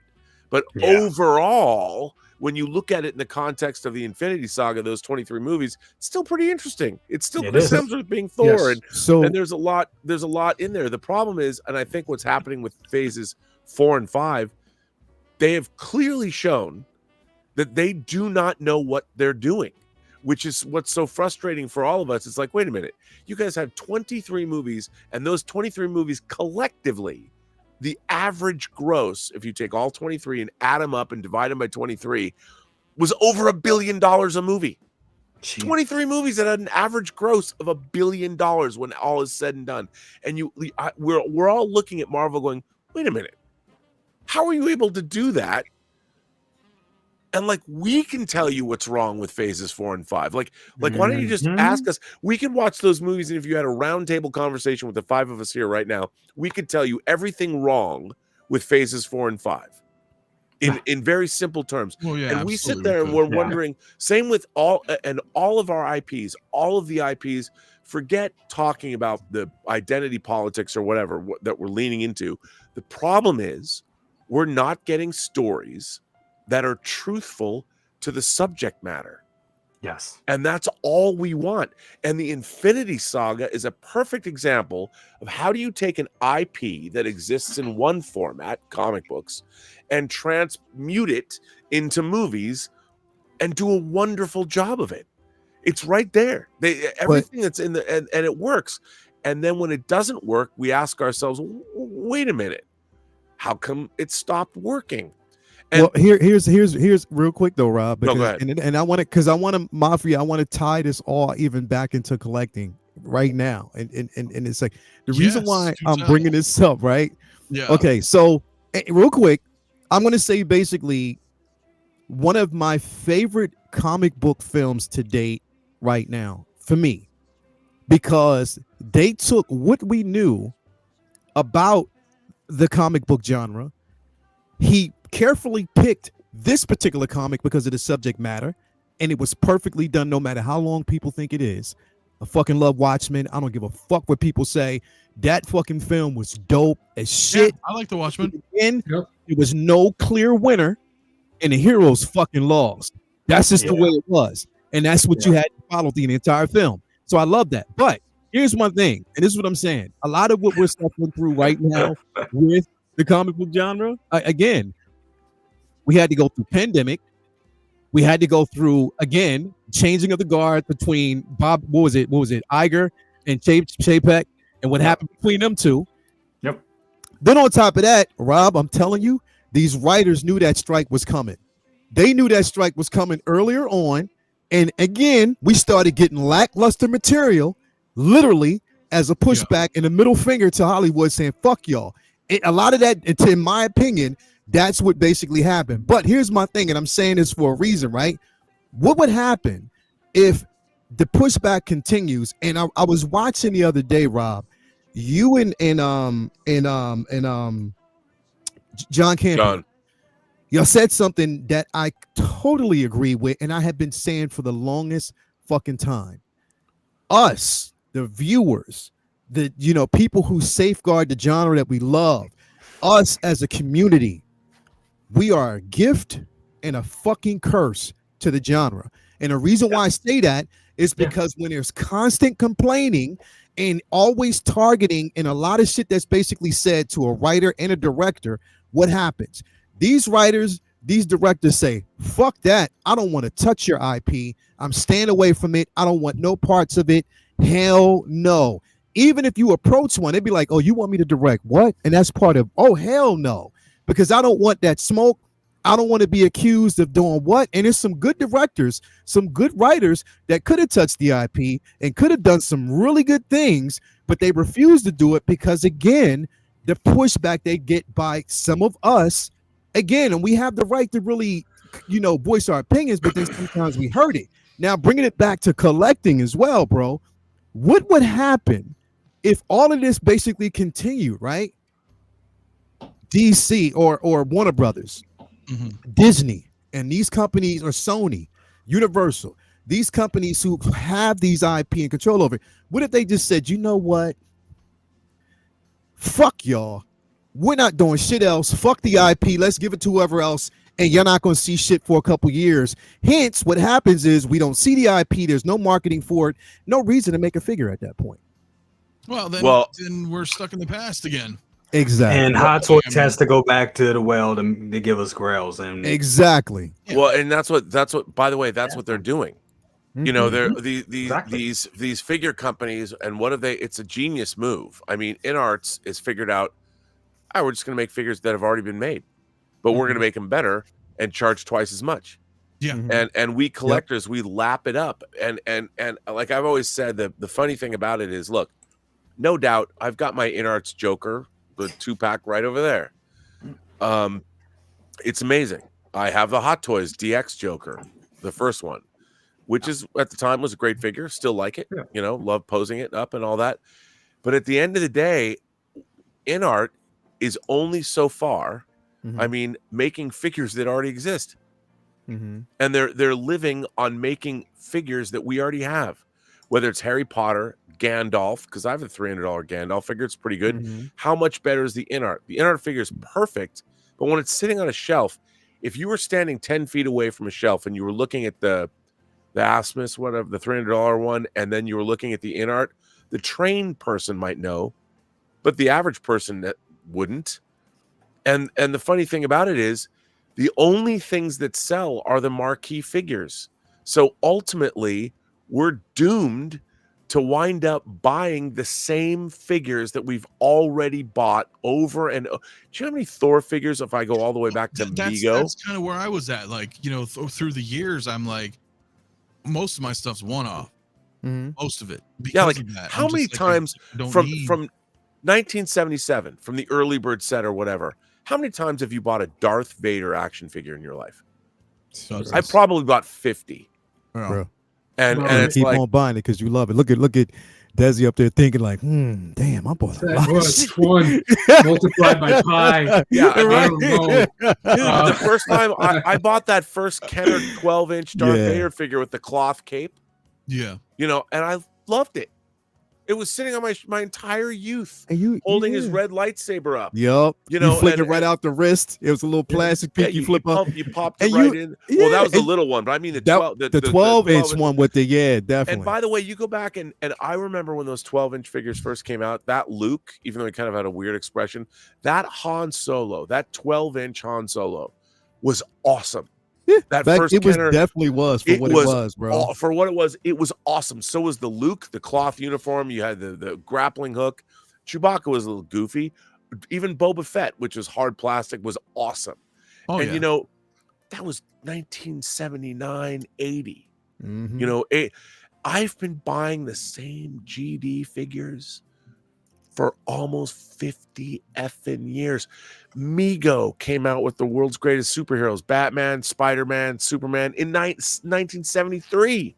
Yeah. and I had those figures. So and you're I'm saying still like we need something different. We do. And you know what? And I agree, bro. And you know what else I need? Because just I have the have all best these figures. figures. I have all these IPs, these special figures. Ask me how many Desi dioramas do I have, bro? I'd have none. I knew it was coming back. You know it's coming back. That was I got a excellent shelf right setup. here that I'm basically. I feel like the Will Smith meme. I got a shelf right here that I basically did that I could have a Desi. I don't have nothing in my collection. I've been asking. I'm like, yo, Dioramaless. Yeah, dioramaless, man. I don't got nothing. Dude, like I told you, I think that diorama displays are the wave of the future, because that's going to be the new. That's going to be the new thing. You knew that shit was coming. Let me get to a couple of chats here, guys. You thought he was gonna get away with that shit tonight? Hell no! Hell no! Red in the Lens says, so Rob, do you like the Spider-Man figure? All right, guys, we're gonna get back into some figure talk. You know, we're all passionate. I'm sorry. Here. It's okay. Guys, do appreciate it. But let me I got a couple of super chats here, man, that I want to address. And we are gonna talk about Rex, because dude, we got like 130 votes in the chat. Guys, I love everybody. Rock'em Chris, man, dude, thank you so much, dude, for the $5, man. He said George Lucas said it best. Lovers of the film don't make movies anymore. Corporations do. And yes, and well, that's actually he was saying true. that way back in the 70s and 80s, bro. Yeah, totally. But I do have a $5 tip, dude. Thank you, man, from the 𝗕𝗘𝗖𝗢𝗠𝗕, man, dude. Thank you, man. I know we've been kind of getting in a heated conversation here, but he said, "What's up, my heroes, man? Question might be any character or action figure not in 6 scale that you would like to see made. I do art with my figures and always have tentacles out for rare and unique ideas. I'm about to try to make my own figures." Dude, hell yeah. I mean, that's a good question, dude. I mean, I don't know. Like, anything that I'd like that's not in 1/6 is, Battlestar Galactica. That's what I want. Me? That's what I want fucking both Lindsay Wagner and my man Steve Austin, $6 Million Man. I want both of them in 6 scale form, but the right form. A decent representation. I want a decent head sculpt. I want them both so bad. That was my childhood. God damn it. Give us a 1/6 scale Linda Carter Wonder Woman, please. For the life of me, just please give me one, man. But you know that when the problem is Hot Toys has to make figures that sell the most. That's why they make how many Batmans and how many Spider-Mans and how many Iron Mans they make, because but they can't a big company that's a licensor or licensee of a studio, they can't go back and make licensed properties for something that isn't going to sell a certain amount of isn't going to move a certain number, because they can't make money on it. And that's why Hot Toys themselves, I mean, Hot Toys, the company that used to do Rocky, the company that did The Crow, the company that they made a Beauty and the Beast figure.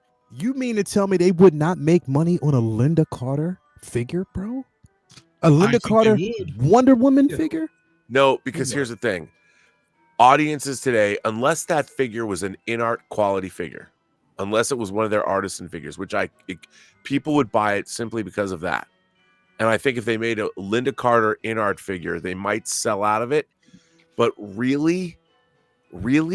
Bro, if they did a classic run, if Hot Toys decided to label classic whatever and just did the classic Trinity, if they basically gave us a Linda Carter, if they went and dipped that bit back in the well, because we already know that InArt's doing it when it comes to Christopher Reeves, if they would take full advantage and do stuff like that, bro, people would literally buy it. They've been asking for it for a while, but I get your point. Because we were asking for Lando Calrissian for a while, and it took a while for that sumbitch to sell out. Literally, still around. Still around. We were asking for what? Cyborg for a while. That character is still around. Hell, Mace Windu's out there and hasn't hit waitlist yet. So and that's that. There's so many different factors. Here's the thing: when you're spending this much money on a high-end figure, it's not the collector market, it's also the casual figure or the casual buyer that's going to come in and buy one of these things as well. Not just because collectors, they already have us. And so the question is, if you're going to license Linda Carter's rights and you're going to go to the company that made the TV series and spend the money, they have to know that they're going to do Iron Man numbers or it's not worth doing. And the thing is, unfortunately, the reality of the situation is, how many people have even seen Wonder Woman? Have even seen Linda Carter's Wonder Woman? I get it. Yeah, but and that's the problem. I mean, this figure will always outsell Wonder Woman. 5 days till Sunday. Always. Well, it'll always outsell it. You're not wrong.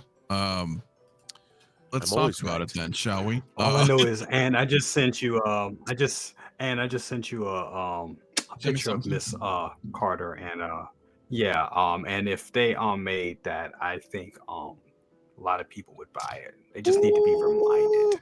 Yeah, okay, I'll bring that up in a minute. Let's I'm just saying the chat. Listen, because I know we're into it. And want something different, support's different. I mean, I get the argument, but if they want something different, dude, the Wonder Woman TV series is from the mid 70s. The people collecting figures today never saw it. Okay, well, of course. But I get that, but I mean, yeah, but the 66 was basically from 66. People still bought that. Right, they bought the Batmobile. But and on top of that, Han Solo. If they release another New Hope Han, people will buy it. And it's because, and even though it was in the 70s, it was a popular IP. Wonder Woman is a popular IP, but I'm not. Here's the thing, and I get it. I understand exactly what you're saying. I get what you're saying. It's just that Wonder Woman wasn't even successful when it was on TV. They kept changing it and trying to update it. It lasted 3 seasons. You know, first it was a period piece, then they made it modern. Yeah, well, I think there's people like us who just have nostalgia for certain things. Yeah, but I agree with you. It's similar to Toss, right? I mean, we want, but it's even like Spock and stuff. But that's 60. But I'll tell you right now, if they did a Linda Carter, look, and I'm not even talking about just Linda Carter. Anytime Hot Toys, and I don't care how long it takes. If they do a Wonder Woman figure, now mind you, I think is the 84 still sitting there? Is that still sitting there? Like is the 1984 still sitting, or is it going waitlist? I think it might still around. It might still be around, and I get that. Wait, it might still be around, but the 84, the 1984 Wonder Woman. I'm just saying most Wonder Woman figures, most of them sell out. Like they do, they will sell out. I think it's because of the IP. The younger, newer generation are growing up with this DCU, right? With 𝗕𝗘𝗖𝗢𝗠𝗘 or whatever her name is, I forget. But that's their Wonder Woman. Right? That's why. Look, that Wonder Woman. First of all, she has her own theme song. That people love that shit. Yeah. And I think that you go back and you have Wonder Woman spinning around and she turns in, from Linda Carter to Wonder Woman. Kids today are like, that's a little goofy. We love it. We would love it. I mean, like the $6 Million Man, dude. I can't believe that no one's picked up that license and done an awesome Steve Austin figure. But when you think about it, the reason they haven't is because what do you put him in? A tracksuit? Yeah. Or a suit? Hey, in this space, right. I'll just leave it to like our third-party companies because most hell. If So or if what is it, Mars Toys, if they pick up the IP, I'll support it. I'll just leave it with them because they don't care about whatever. They'll just drop the figure because sometimes in most cases they like it. So I'll just lean on one of the third parties. I love my Vincent Hanna Heat figure. Yeah, I love this figure. The likeness is pretty great. Nice. And this is from a Michael Mann movie. He's on the wall back there. Yeah. I would have thought that a Heat figure would sell out, but nobody who collects action figures wants Al Pacino in a coat and tie. Well, I'll tell you one thing, so they reissued those third parties. And when those third parties were reissued, my orders got canceled. Oh wow. My orders the third party what? Heat. They reissued them? Yeah. So there was a reissue earlier this year. I pre-ordered it because I missed out on the first ones. And they canceled it. And they were canceled. And I messaged Kit because I was like, hey, what happened? I thought it might have been something on my end or whatever, right? Just like, hey, your orders were canceled. It's not enough POs. Yeah. And that's the thing. I mean, the That's why third-party figures, the only way we're going to get action figures of a lot of our favorite characters is if third-party figures or third-party companies make them. That's it. Because That's what I'm leaning on. and all the third party, here's the great thing. Everybody from a third-party company is a fan. Because the things that they choose to make, the fact that somebody made Zeb from La La Land, come on. A quarter with a piano, which I still don't have. That you had to have been a fan of La La Land. I mean, I have so many movie-only figures from third-party companies because they're the only people that care.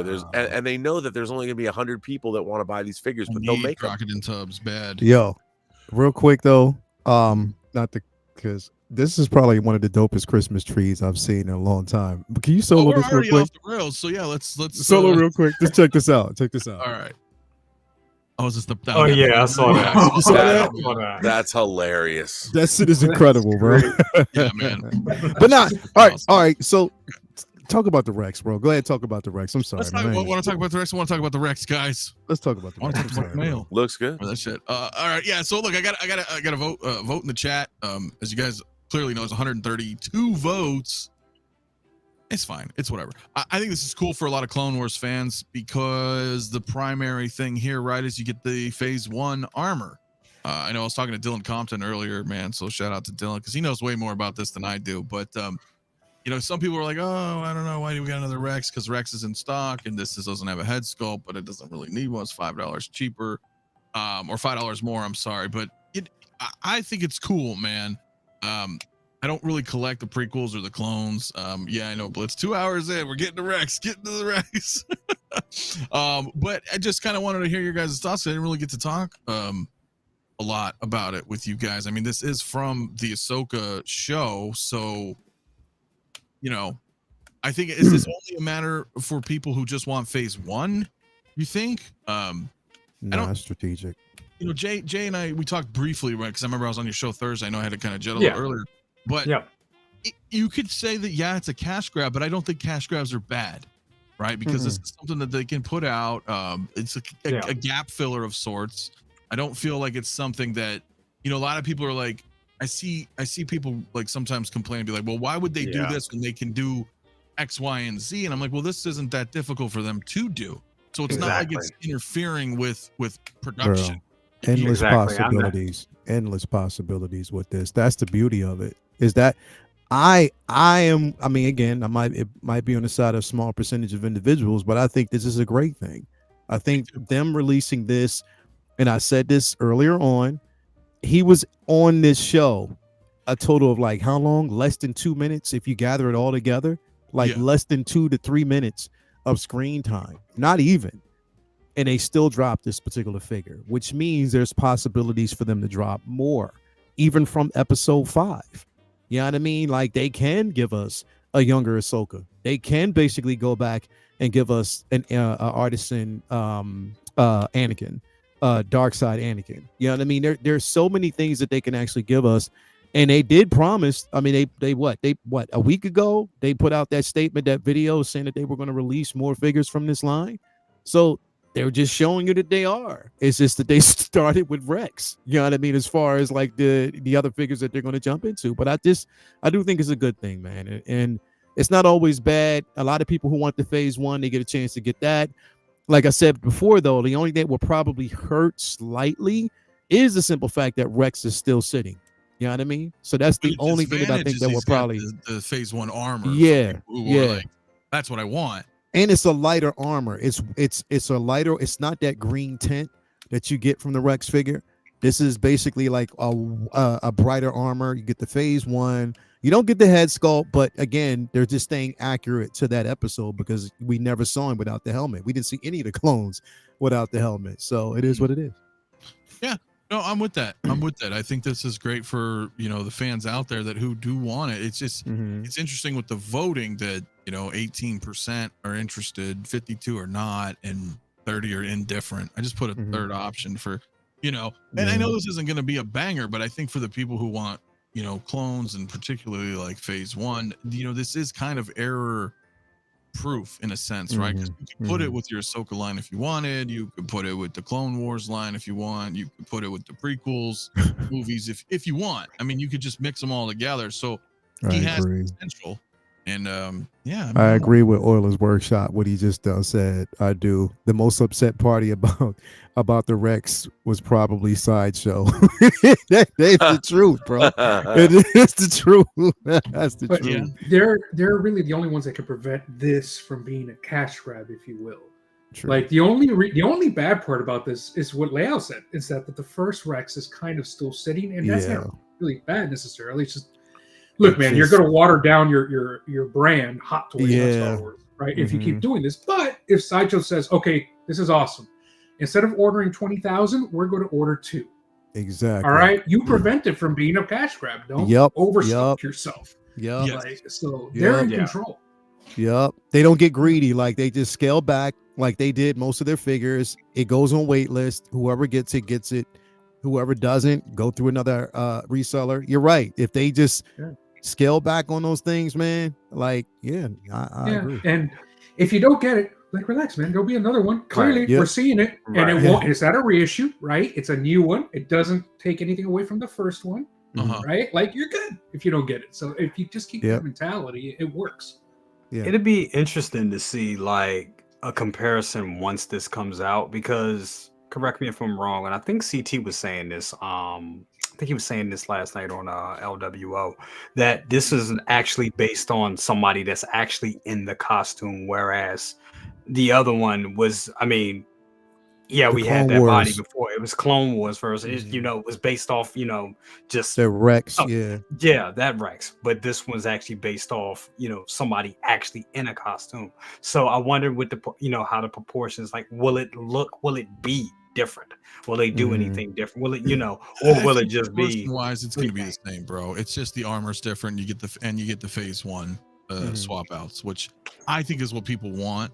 There's a lot of people that just, because you got to figure, right? If you're into buying clones, you want them all to look. If you like clones, you may also really enjoy, phase 1. And just and think about, like, if people at first they don't gravitate towards this piece, if there's a small chance that they release that young Ahsoka figure, based on, what's her name again? Ariana Greenblatt. If they basically did that, then people are going to want to go back and get this figure just for the interaction between the two in that episode.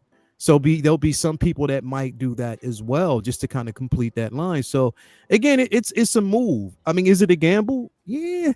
I mean, I guess it just depends on the person, but yeah, give us that Anakin, and because I know that Anakin is going to go off. If they give us an artisan Darkside, it's going to go off. Like, that's basically the way it is. Kind of a thing, right? And look, I talked about that before. I think, like, they could give you the young Ahsoka.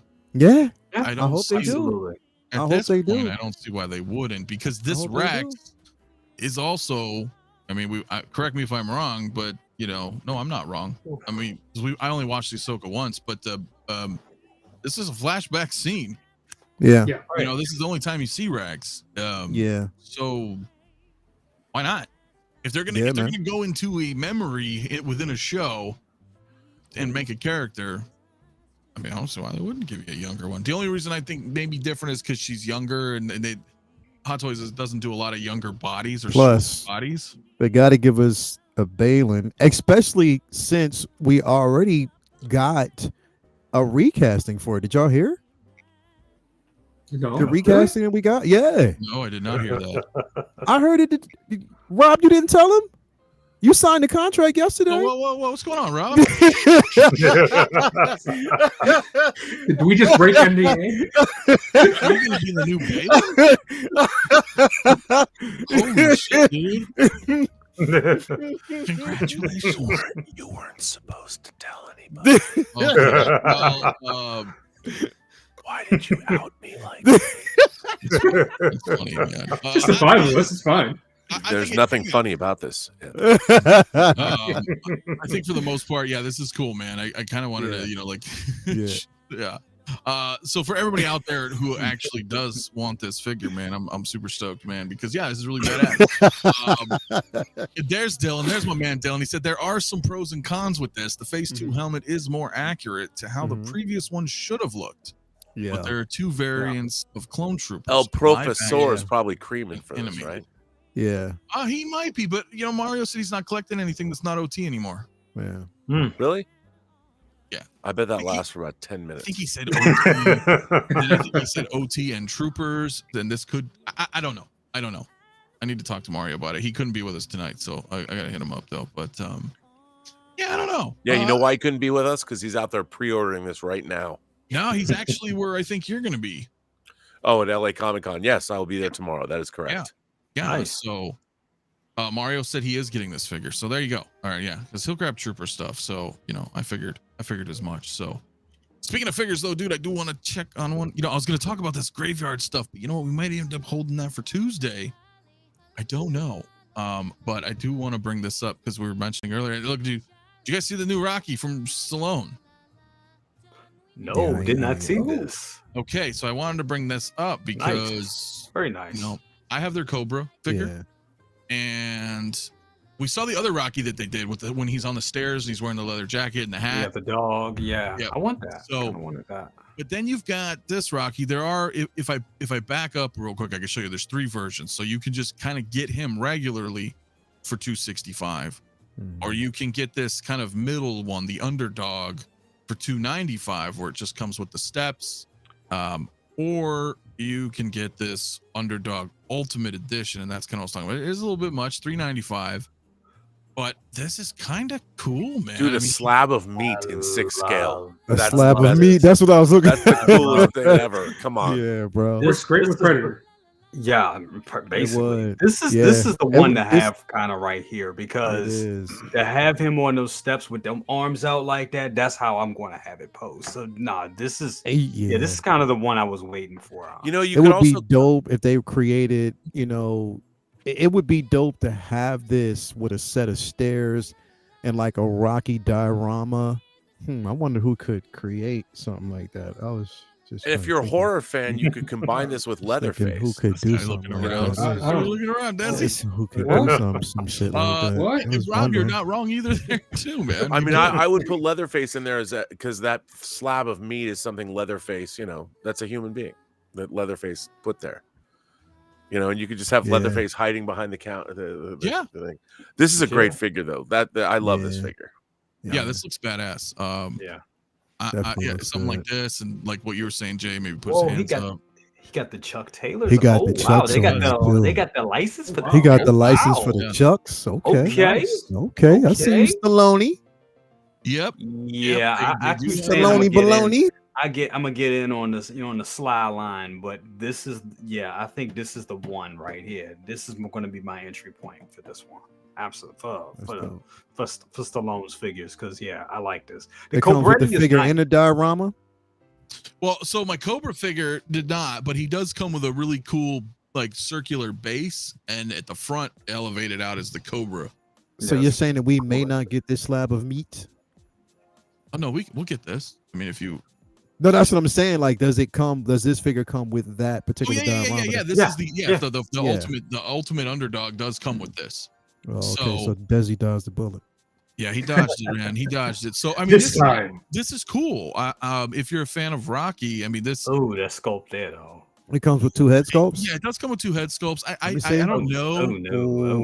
Oh no. That may need some work, perhaps. Any work. Maybe it's the angle. Maybe it could be the angle too, because I thought this earlier too when I was looking through the photos yesterday. But I do like the neutral. The neutral is that's strong. That right there. Honestly, that's all I need. Honestly, to be quite honest. Well, and that's the thing. So if you did right, and if I back out real quick, I mean that's where you get the middle one, just the underdog deluxe $295, and you just get Rocky with the steps. I mean, this is kind of the full spread here, right? You get the plates here, and then the hands, the figure itself, and then just the stand. So, and they're magnetic. I just had to have dude. So, we talk about older stuff, you know, and this is kind of what I'm also into as well, man. So, Yeah, I've got Cobra. I like Cobra. I didn't get Rambo because I have a 3-0 Rambo, and I felt like for me, I was just like, I just need Rambo. I didn't need. Yeah. You don't need multiples. Dope You know, even though I with liked that it Rocky when they statue did. would be super dope, though. I'm saying. Yeah, man. I'm just It's saying. really You want cool, that though. sound box in the stairs that plays the song. Yeah, bro. Yep. Mhm. I know some people that can really do that, but you know. Yeah, That sounds like a good idea, though. I think Yeah. I think overall this is pretty badass. If you're a fan, like I mean, it. this is what 1976. Is that when Yeah. Rocky came out? 76. Yeah. Yeah, you're right, Lil. Fucking with Desi, bro. I'm trying not to, bro, but it's just the opportunity is there. It's like, yo, it's like you don't see somebody for a long time. You got to seize the moment. No, of course, man. No, of course. I hear that Eminem song playing in my head right now. I'm like, yo, I'm seizing this moment like a motherfucker. Oh yeah, that shit's fucking funny. Yeah, I'm into it, man. So yeah, you get two head sculpts, the body, the interchangeable hands, the hoodie, the weathered, the gray shirt with the Italian Stallion logo, pair of gray pants, pair of licensed. That's what we're talking about, right? Converse Chuck Taylor All Stars, magnetic, Yeah, bro. and the navy blue beanie, the light blue towel, Philadelphia Stairs diorama stand, magnetic, and then the Butcher's diorama stand, also magnetic. So, yeah, man. Thoughts? I didn't really actually put a poll in the chat because I don't know how many people are into Rocky, but what is the release on this? Like, I know with their Q1 stuff. of 25. Oh damn! We gotta wait. We got a minute. Yeah, we're gonna have a minute. We're gonna have a little bit of minute. Yeah. And my only problem with this, I really want them to start. I mean, I see that you can do, what is that, sizzle or whatever. You could do four payments on it. That's not bad. But I wish they did do like, like a pre-order on or something like that. But you just don't want their money right now. Yeah. It might be lower batch, or he might. I wonder who he's. Yeah, I don't know.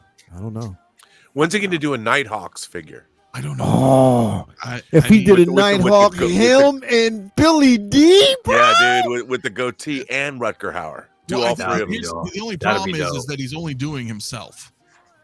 Yeah, I know, because you have to get the rights. Bro. But you know what? But I would love. If he did that movie, that is one of my favorite movies of all time. Wolfgar, bro. Nighthawks. And Lindsay Wagner was in it. She was his wife. She was. That's right. Oh my God. That right there would be. So Mark Lee's like Rob with the obscure references. And get a train diorama, bro, with the door that opens. Like you can get Wolfguard on the cart with it. Desi? The possibilities are endless once again. And Wayne Timothy, Demolition Man, that would be a great figure. I want that. Yeah, Wesley Snipes and Stallone. Why has somebody not made those? Seriously. Well, Siberian Customs did Simon Phoenix, Wesley Snipes, and which is cool, custom. But yeah, we need a John Spartan, and he's gonna do a John Spartan. So is he? It's just a matter of bro. It's Demolition Man. Like, how could you not? I mean, like, well, that's the thing. I mean, Demolition Man. Here's the problem. I think all of us would buy one. We'd buy both of those figures. I mean, but I don't think a toy company would do it. I mean, even though we would buy it, this is his company. Yeah, he might, but you have to have them both so they can fight on your shelf. Well, yeah, but that's where I think you're gonna have to go with Siberium and get a Simon Phoenix, or as it inevitably happens, something gets. I mean, one good Wesley Snipes figure, you can do Passenger 57. I could do a lot. I want a Nino Brown from New Jack City, if you know what I'm saying. Hey, Rob, come on! I want to be a New Jack Hustler. Yeah, that would be really cool. Yes. But no, listen, he's already done, right? This is the other Rocky. $5 ass down before I make change. This was the other Rocky that they did earlier, right? So so we already have this version coming. We've got the one that we just shown coming, and then they teased his boxing version, right? His Italian Stallion in the ring. So we're gonna get 3 just from Rocky, and then we got Cobra and we got First Blood, John Rambo. So are we gonna get Victory so we can have him in a soccer uniform? I don't know, dude. But I love that movie. But I feel like that's where we're gonna go. I think I would like to see a John Spartan if they do it. I'd like to see a Simon Phoenix, of course. That's the I problem would because like the it's Dread with the I'd helmet like off. Dread too, you know. Especially if it comes Costume was with badass. Oh, Yeah. dude, but I have a third-party Stallone Dread figure. That's awesome. Really? Oh, He it's, does. it's awesome. Is it literally sitting right next to you? No, otherwise I would show it. It's in a Because box. usually over there. you're like you somehow always I'm have right it. here. It's Look at what I'm this. talking about. You're like, oh, I got this right here. I've got a Yeah. barn. Let's put on a show. Yeah. I mean, Rob got a Hermione bag full of figures. Yeah, it's Hermione true. Granger. He'll pull. Look. That's No, fucking. I don't have. Yeah, dude, that is funny, dude. But yeah, I feel like this is what I was talking about earlier, man. Is that there is a market for us, which kind of brings us kind of back to it. I feel like you have Caustic Plastic doing Chuck Norris Missing in Action, right? They're bringing out Bloodsport figures, right? Sideshow's doing David from Lost Boys.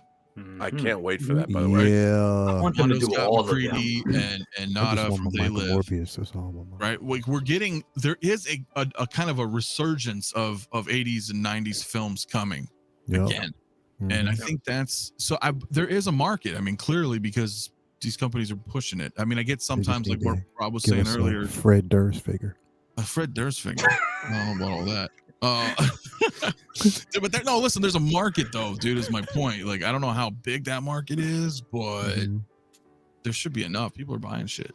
People are buying stuff because we know want. This is not 1/6, but I know NECA is going to do it. I really need that Vanilla Ice figure from Secret of the Ooze. Oh, please don't say that to Rob. Please.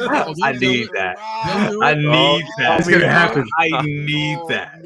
you want me to send you that? You know what they released in Germany? Oh my Cool as ice in 4K. Yeah, baby. Oh yeah. Speaking of 4K, did you? I noticed Hector earlier in the chat. Jay, why the fuck did you say that, man? Rob, did you pick up the Monster Squad in 4K? I don't know. You're gonna have to tune in to Let's Get Physical Media tomorrow to find out. Okay, that's fair. But the answer is yes, I did. Oh, that'll be cool, man. Shit, dude. I guess Wolfman's got nards. What's up? Wolfman's got nards. I love that movie. I do want to get it in 4K. I need to check it out, man. It's a really great package. Hell yeah. Yeah, that's what Hector was saying. And it has that documentary into it too, right? It does. It does. The Wolfman's got nards. Yeah. That would be awesome, man. A lot of interesting stuff about that movie. Just, man. Yeah. I think what I'm going to do, guys, is I'm going to save the other topic for Tuesday's show. Okay. Because we did kind of go a little all over the place tonight. My bad. No. That's all right. No. My bad, bro. Sorry about that. Yeah, because our audience was Rob's fault. Yeah, it's true. The audience is going, you didn't stay on topic, Anthony. I'm not going to tune in again. No. No one says that. Of course. I just mean in general, like, because there is other stuff. And hey, we'll go off the rails. But there's one thing that you did do tonight. Mafia. One thing you did do.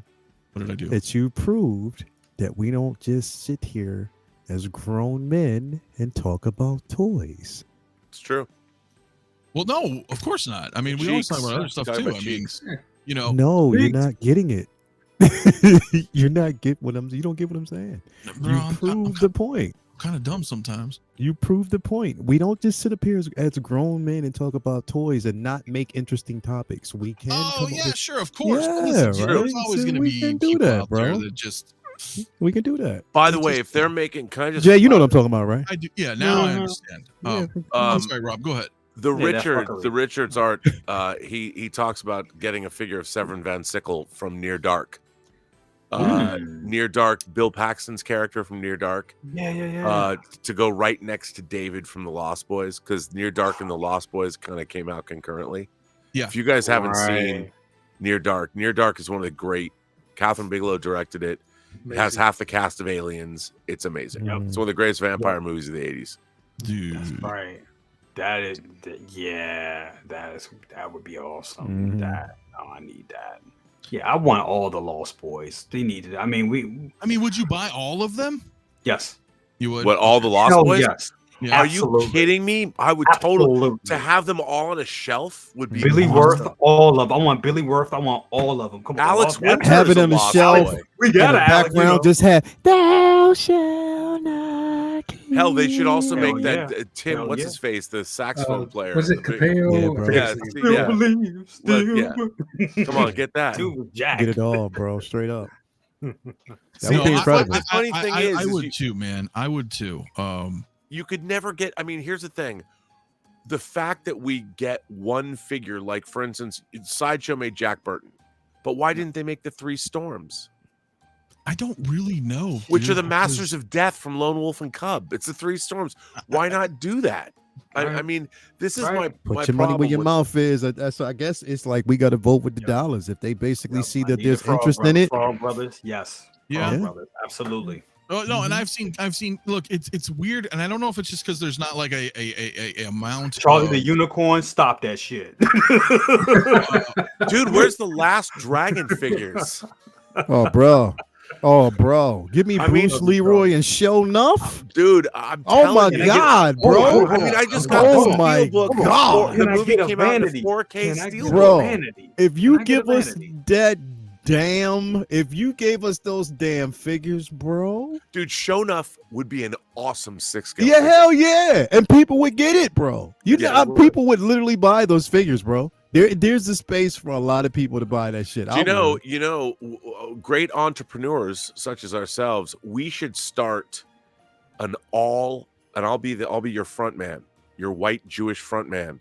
We should start an all black figure company where all we do, I want Foxy Brown, I want Shaft, I want Dolomite. He has a dome as big as King Kong. Yeah. I mean, I would go back yes. and get every single blaxploit Slaughter.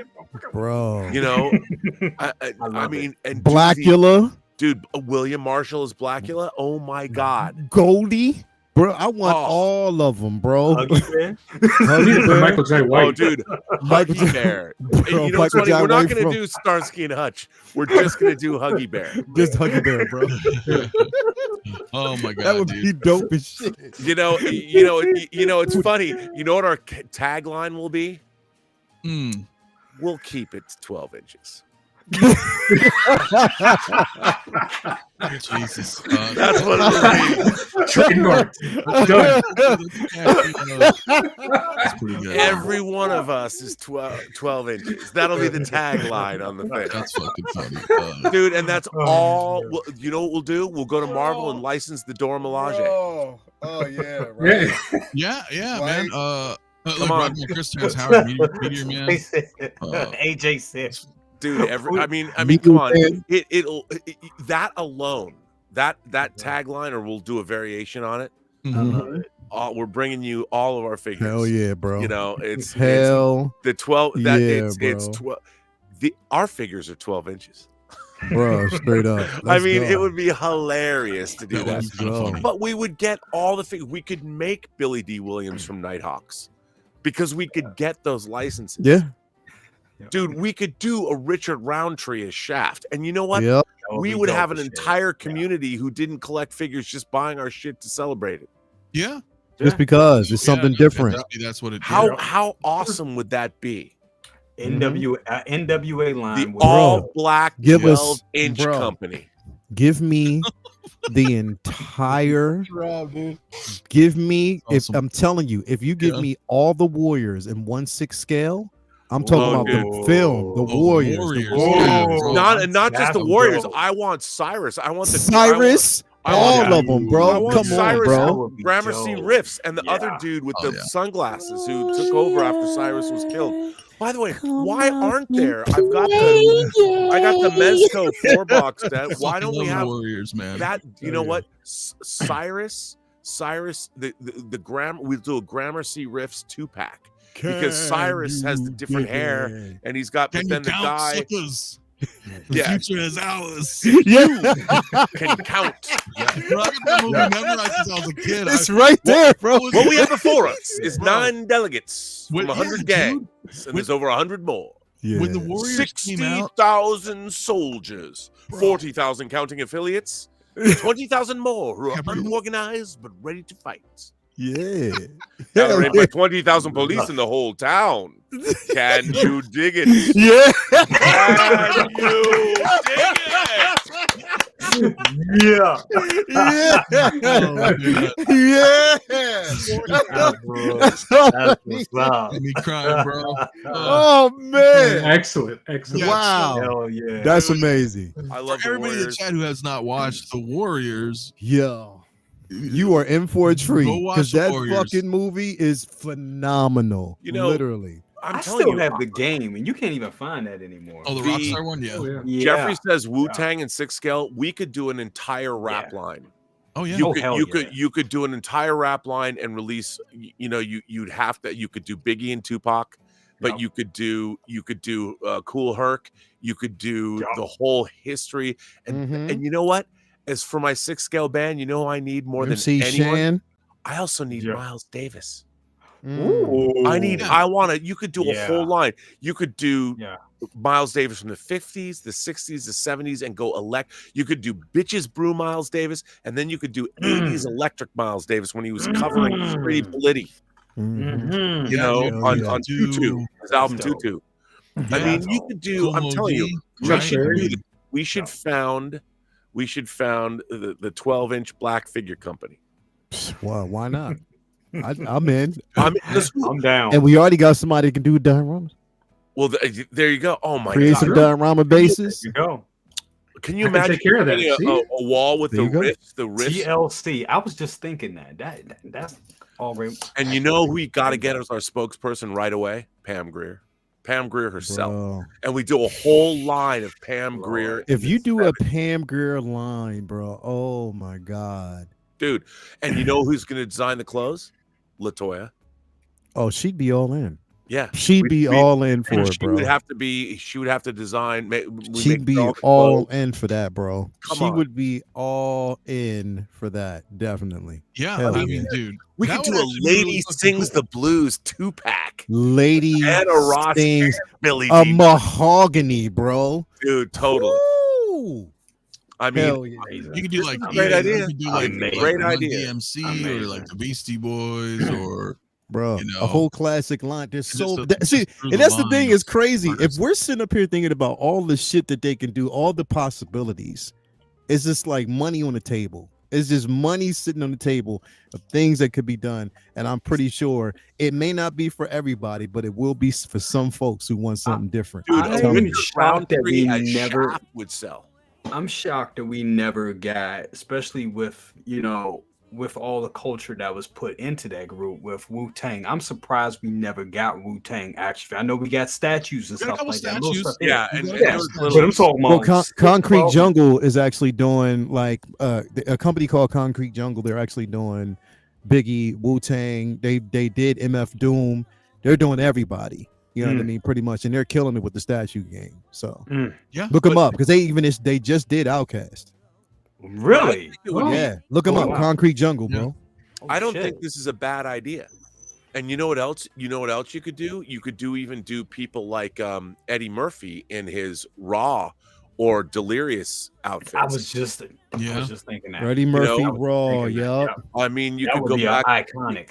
It would be Yes. totally iconic, and you know, it would Bro, if you did an entire Harlem Nights 1/6 scale line, bro, woo, Red Fox, come on, man. be, dude. Well, that would be part of it. I mean, we could do a whole. Hell yeah, I want this only because I Each want line. figures. hell yeah, hell yeah. But Hell it yeah. would be. I mean, I love the fact that we do a Huggy Bear figure, but we would never do Starsky and Hutch. Oh, that would be crazy. My favorite thing. I want to do that. That would be I'm looking nuts. at the Nas right now. That's Crazy, right? Wow. Yeah, like I From said, Concrete there's Jungle? some statues out That's there, cool. but Yeah, like bro. figures would be really That's cool, cool. man. I Yeah. would be down to get Mhm. a lot of them. To be honest with you, Hell yeah, bro. Cool. I want this. Dude, and I would do a Steve James, honorary Steve James figure from American Ninja. with Michael Dudikoff. Oh Yeah. wow. That's taking it Wow. back. James. Wow. How come Michael Dudikoff always comes up in every show? It's because Rocky Chris is in the chat. Watch, he's gonna pop up. He's gonna be like, "Someone say Dudikoff." Shit. I want that. I want a Remo Williams. Definitely give me a Remo because I used to love that movie with fucking Brooke. I loved it. everything about that fucking movie. What you got? Oh hell yeah! There you go. Oh, there There you you go. go. Is Rockamon Chris out there in the chat? He might not be, but There you go. This big Michael joint. Oh, no, you Dudikoff. got me on Yeah, phone. bro. So many good memories. yeah, man. Also, this is a good one too, but he's not in it. But Oh. Sho Kazuki is Oh hell yeah! Franco Nero. Give us Carl Weathers from Action Jackson. And Oh my Vanity. God, that would Whoa. an Action Jacks, and we could do a vanity figure. Yeah, too. bro. Hell I've yeah. been saying that Vanity. Come on now. Vanity. Come on Yo, now. look, Jay been saying that for a minute though, bro. Jay been saying Vanity for a second, bro. Vanity. That's Mhm. funny, man. I do have $5 super chat. Do thank you, my man. Green Skull says, Judy Pace covered in a towel just from Cotton Comes to Harlem. Oh, that's Dude, we could do Sweetback's badass song. Yeah, Oh, bro. wow. You want to go? How about that? That Ooh. character is Thank you, my man, awesome. for the super chat. Yeah, Ooh. that movie right there. Or if you're gonna go that Putney Swope, What, I would wait, so love. Nobody even know what it is, but I'd be you like, talking I about- would totally get a Putney Swope figure. Blue Tattoo's talking about Billy Blanks, man. Are you talking Oh like my movie God. Billy Blanks? Or are you talking about Tybo Billy Blanks? I vote. I I vote. don't know which one Movie. Would that be the exclusive Give 'em Tybo both. edition? Let's do them both. Apollonia. yeah. Oh my god. That would be. She's still there's fine. a lot of She's good. still fine. Yeah, she is. And yeah, By the way, I would. You can I would she definitely lives get a here in LA. You photo. can call her up, get her. You can probably license her rights. Dude, Yeah. the time. Morris Day and Morris Day and the and- Time, yeah. I mean, Drome. Do the whole Mhm. band. Hell yeah. Hell yeah. Dude, that's awesome. Billy My Blanks. dad- I'm was my surprised daddy. we ain't even got a My Rick daddy. James 1/6 scale figure right now, bro. Yeah, For we would do real. Rick James. He That's deserves one. He deserves. He deserves a Come 1/6 on. scale figure, bro. Come Yeah, and it on. could say, "I'm 6 scale, bitch." Yeah, bro. Have him smacking the shit out of everybody. Dude, I would take photos That's like a that. super- That'd be Five fucking fingers straight to the hilarious. face. Dude, and if we did an That'd be Isaac awesome. Hayes figure, you could also do a special Yeah. Escape from New York limited edition one as the Duke of New York. Oh, yeah. Yo. Yeah, man. Give me Rob. Give me a Keenan Ivy Wayans Junebug Spade. Bro, no. Give me a Keenan Ivy Wayans from I'm Gonna Get You Sucker, Of bro. course. And Yeah. remember, what's his name? That played Huggy Bear. What's his name? Antonio Fargas. Anthony Fargas Antonio with the Fargas. with the fish in his shoes, bro. Yes. Give me that with that big ass hat. Let's go. Dude, Let's go. hell yeah. Oh, man. Dude, thank you, my man. Also, again, dude, Green Skull, man, for that $2 super chat. I my didn't man. rock them all. Yeah, bro. I sank it. You got to know the line. If you know, Hell you yeah, know. man. That would If be you awesome. Dude. know, Thank you dude. know. Yeah, that'd be pretty badass, dude. Yeah, James Brown, Louis Gossett Jr. Yeah, bro. Man, there's a lot of them, Give me dude. Barry White. Barry Eagle, man. White, Yeah, dude. bro. Let's roll, man. Well, that would be another thing you could do if we started this figure company. I'm thinking about it like in terms of really doing it. Fuck that. Give me a Jim Kelly. You'd have your music line. Yeah. You know, you'd have your look, dude. I would love to get a Frederick Douglass figure. That'd be You know, dope. doing his 4th of July Yeah. speech. That'd be Go dope. back in history. But it would be pretty cool because you could have different, movies, music, figures out of hit. You could do what you could do, Malcolm X and Martin Luther King. You can do a lot of that, bro. Yeah. Bro, you can even, We you can know get rich. what would be so dope? Bro, you can do a Desi figure making me a diorama. Now you're talking. That See, we can make this happen. would be great. Fucking Pootie Tang, dude. Hell yeah, man. Green Skull says I'm a white ally. This isn't about being a white ally. This is about being figures I want. I want Miles Davis. I got Jimi Hendrix up here. I got Prince Yeah. up here. I want Miles Davis because Miles Davis Hell is one of yeah. my favorite musicians of all time. It's One of not the about being an greatest. ally. It's about racist toy companies that will not give me the Dora Milaje. That's what it's Hell about. yeah. Come Speak on now. Why Hell would you yeah. make Hell that yeah. remark? And I'll tell you what else I want. I want Richard Roundtree. I want a figure. I mean, these are great figures that we could get that they don't make. They don't. DGs with Anakin. I mean, remember Beverly Hills Cop came out the same year as Ghostbusters. I've gotten Ernie Hudson. Yep. I actually have got Eddie Murphy back there, but it's unlicensed. Yeah, same. That's the one I have. Yeah. Which I have to hook you up, dude, because you want the head sculpt, right? I do. I got to get the head sculpt. Okay, because I need to get mine now too. So we'll coordinate. We'll just get them. I'll get them both. Is that the Beverly Hills? Is that Axel Foley? Yeah. At Green Skull, that's pretty funny. Yeah. I have black 6-scale action figures as friends. Some of my greatest action figures are Hell yeah. 6-scale That shit is funny. figures are black. But I do, guys, before we wrap up, I do have a $5 tip, dude, as well, man, from @𝗕𝗘𝗢𝗢, man. So I do appreciate that. But he said, what film or character would you like to see portrayed in a tabletop board game or role-playing game? It's kind of my jam. I translate film to game as a hobby. I don't know. Man. Last Dragon, man. Come on. Yeah. I don't know. You would like to see portrayed in a tabletop or role-playing game? Huh. Like from them? Like from them, you mean? Or into 6-scale form? I don't know why. Like or what, just- mythos or a specific character? Yeah, because Pulp Fiction. That would be converted into a game. yeah, Well, like if that's what you mean, but convert it to a game. Gosh, I mean, I don't know. If it was the latter, and we were taking stuff from tabletop to 6-scale, I mean, anything Dungeons and Dragons, dude. I mean, 3-0's doing the movie, but yeah, I don't know. Yeah, I want to see stuff like that. I need to see more D&D figures. Warhammer. If it was I'm latter, interested right? to hear. I guess I don't know. I have no idea, to be quite honest, bro. Yeah, That's a good question, though, but I have no idea. Yeah, I'm a little lost on that one. But I would like Dungeons and Dragons figures for sure. Talk about Baldur's Gate, man. If they made a Baldur's Gate line in 6-scale, from 1, 2, and 3, because I mean I've been playing those since '98, or D&D my whole life. So, dude, fuck. Well, fellas, dude, I think we're probably gonna wrap, dude. Yeah. We're 2.5 in, and it's been a fun night talking. Yeah, with bro. everybody. Desi, dude, thank you for coming, man. I know we were kind of all over the place, but it's all fun, I mean, No, it's fun. I like listening. It's good stuff. yeah, man. I mean, what are you working on stuff or? Yep. What, Sure. with people? Nah, very rarely. Last thing I did was I did a very small, large commission. It was repainting a Jazz Inc. Batwing. Oh wow.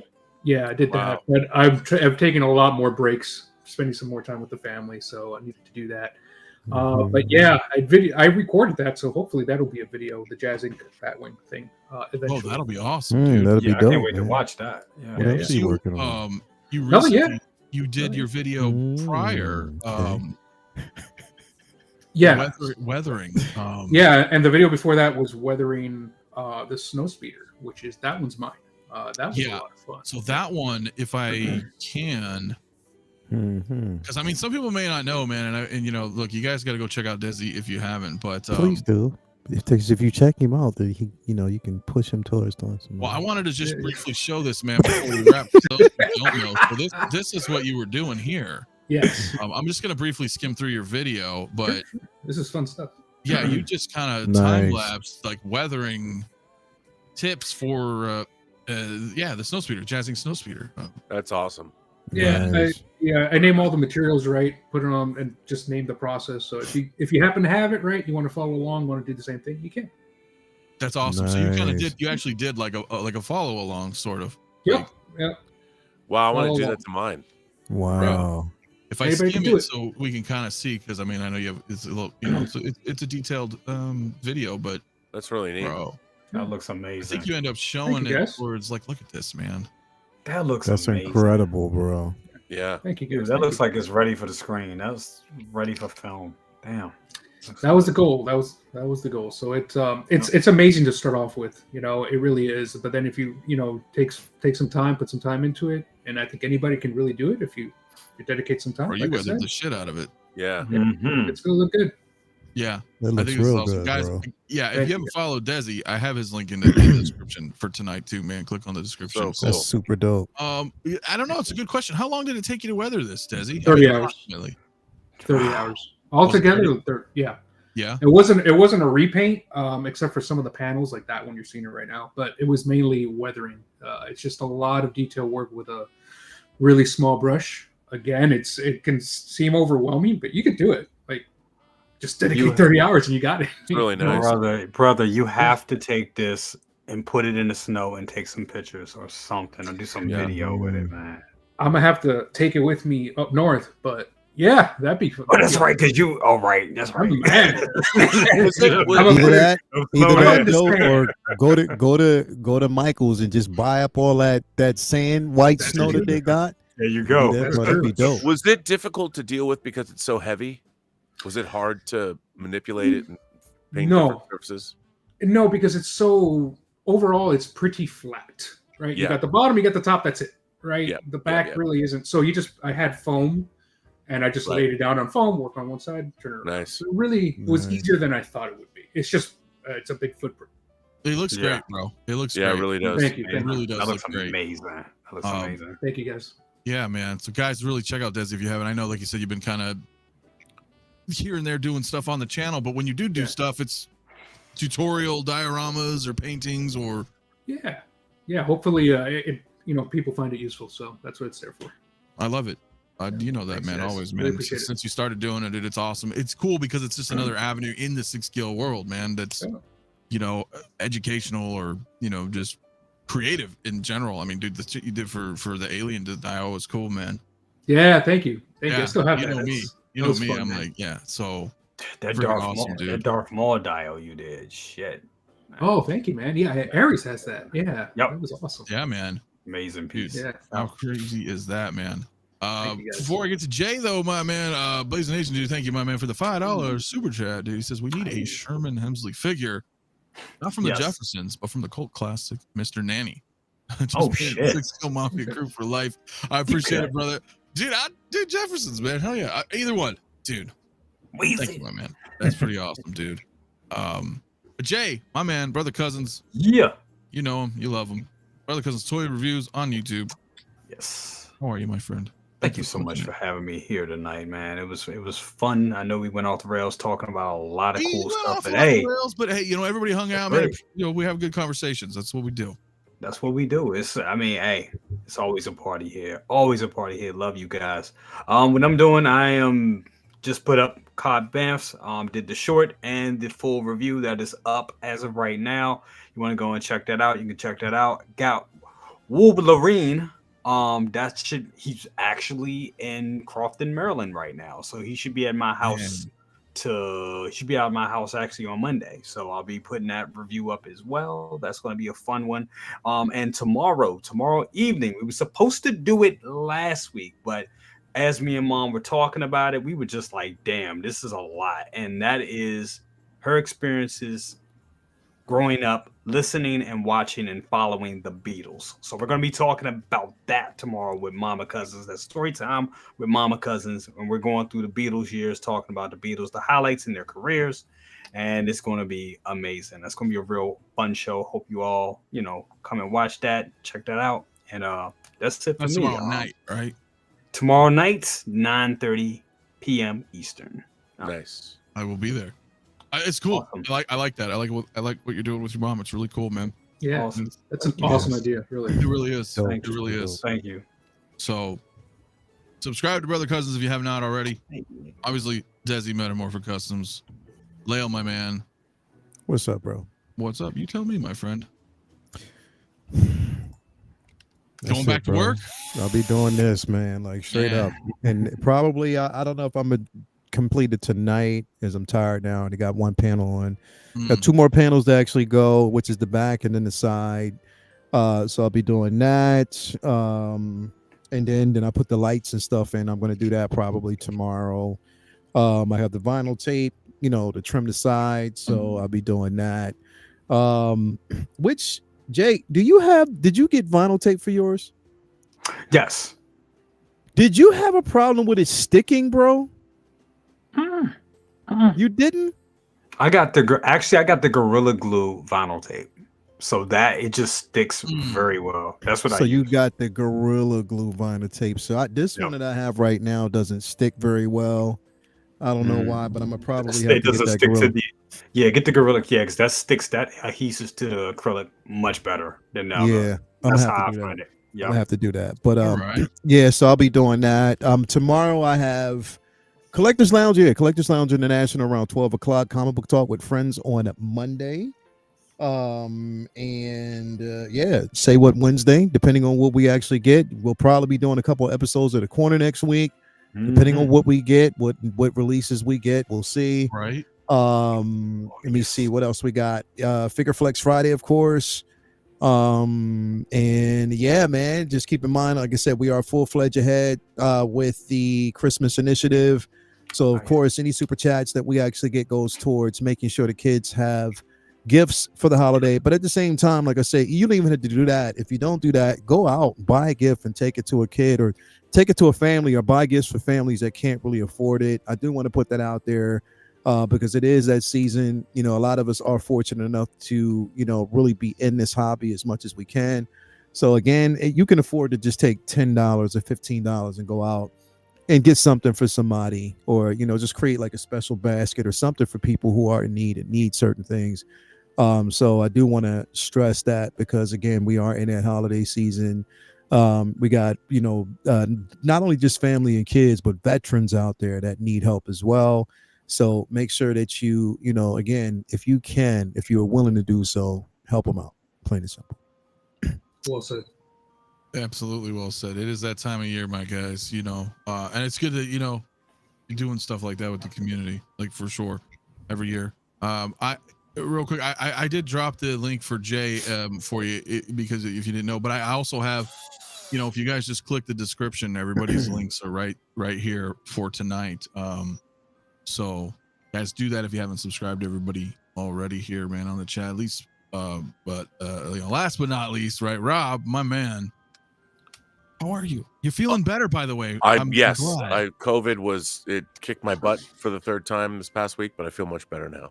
Now that I have a 𝗕𝗘𝗢𝗠𝗘 to live, I'm gonna start a new figure company. Hey, very excited. Right? Gonna make some good figures, make some money.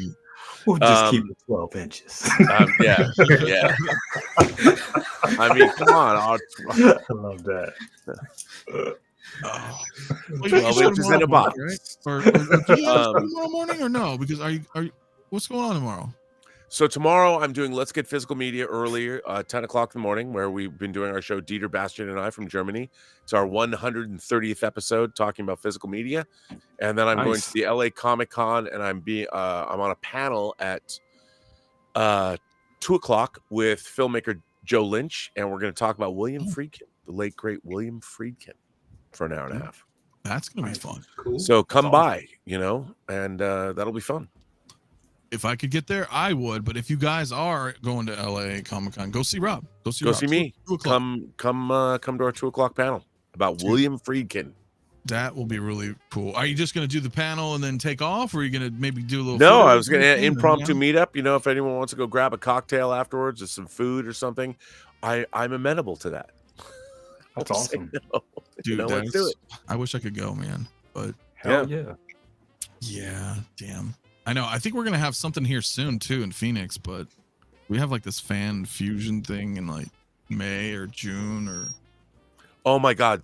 Can I just say, Sunnyvale Russ has a great idea, and we have to do this. Alonzo from Training Day, Denzel. Yes. Yeah. We could do a whole. Yeah. We could do a whole Denzel line. We showing up, but Alonzo from Training Day, that would be a killer figure. Yeah, you know, because that Denzel of that era, you could do a Man on Fire figure, a Creasy figure. You know, I'd love to do a Crimson Tide Denzel figure. I love Crimson Tide. I do too.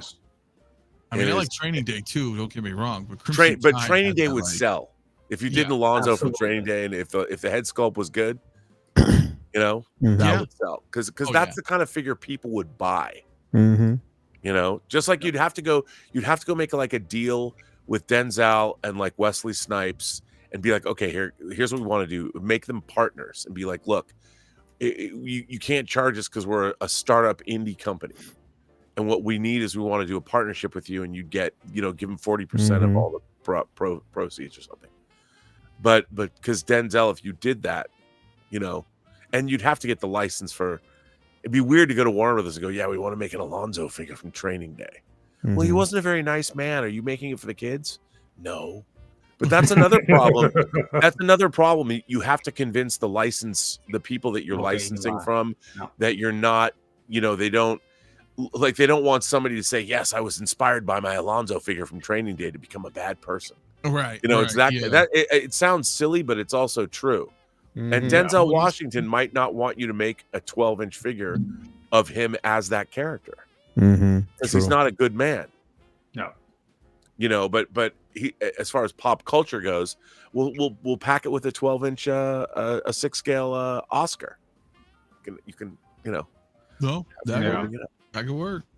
But damn, that's a great idea. See, now that's a great see, I want that figure now. Yeah. I want an Alonzo If it's figure. doable, that would be cool. If not, we got to go the route of customs. Yeah, then we go, Like that's what Bob was saying earlier. Bob's working on Man on Fire. I remember we were talking about that. So that's awesome. Well, then he goes, the Denzel's figure. I mean, you could go because he's got so many. I mean, come on, an Equalizer figure, little paunchier Denzel. I want an Equalizer figure. I like American Gangster, dude. Oh, come on. Yeah. Yes. But I mean, he just walked right out on the street. I mean, one of the things I'm most interested in seeing, Denzel's in Gladiator 2. What's he gonna be wearing? Oh, really? I didn't know that either. Oh yeah! Holy shit! I did not know that. Denzel Washington in period. I don't know if he's playing a Roman but in period Roman garb or whatever he's in. How cool is that gonna be? It's gonna be incredible, man. That's gonna be amazing. Him. I did not know that. Damn. Oh yeah! Wow. Yeah, and I mean, I have a great Pedro Pascal. Yeah, is in it as well. Yeah, come on, incredible. It isn't that scripted. I heard where they were like, because I heard it was like so many variations of the Gladiator 2 script where Maximus came back and the gods brought him back or something like that. That was, and Nick Cave wrote that script. The musician wrote that script. Wow, really? Yeah. I didn't know that. Yeah. Damn. Well, guys, we're gonna wrap. We can talk all night. I gotta feed my dogs. Everybody tuning in. Yeah, guys, I gotta get upstairs. Subscribe to everybody here if you haven't already, man. Hit that like button, dude, if you can. Those who stuck with us for this 3-hour journey, we are at 90 likes. Maybe we can at least hit that 100 before we end the show. Do appreciate it. It does help a lot. It really does. Not just a silly button. So I do appreciate it. And I'll do my show Tuesday, of course. And I don't know what's going on this week. I don't know if I'm going to be doing any kind of videos or not, but stay tuned. We're going to do our end of the year stuff like we do every year, where you guys are going to vote on the figures of the year 2023 in the community. Like, we'll do it in the chats. It's fun. If you guys missed out the last couple years, it's pretty fun. I break it down into 2 shows. So I'll probably be doing 2 weeks from now on Saturday. And then that following Tuesday will be part 2. So that'll be fun, man. We'll do a lot of cool holiday stuff, man. Do some Christmas stuff, do some New Year's stuff. It's going to be a fun month, man. So, guys, I appreciate everybody tuning in. Of course, everybody on the panel as well, guys. And, we're out of here, man. You guys have a great, safe rest of your night and happy weekend and happy holidays. And we're out of here. Peace. All right, man. I got to go feed the dogs. All right, bye-bye.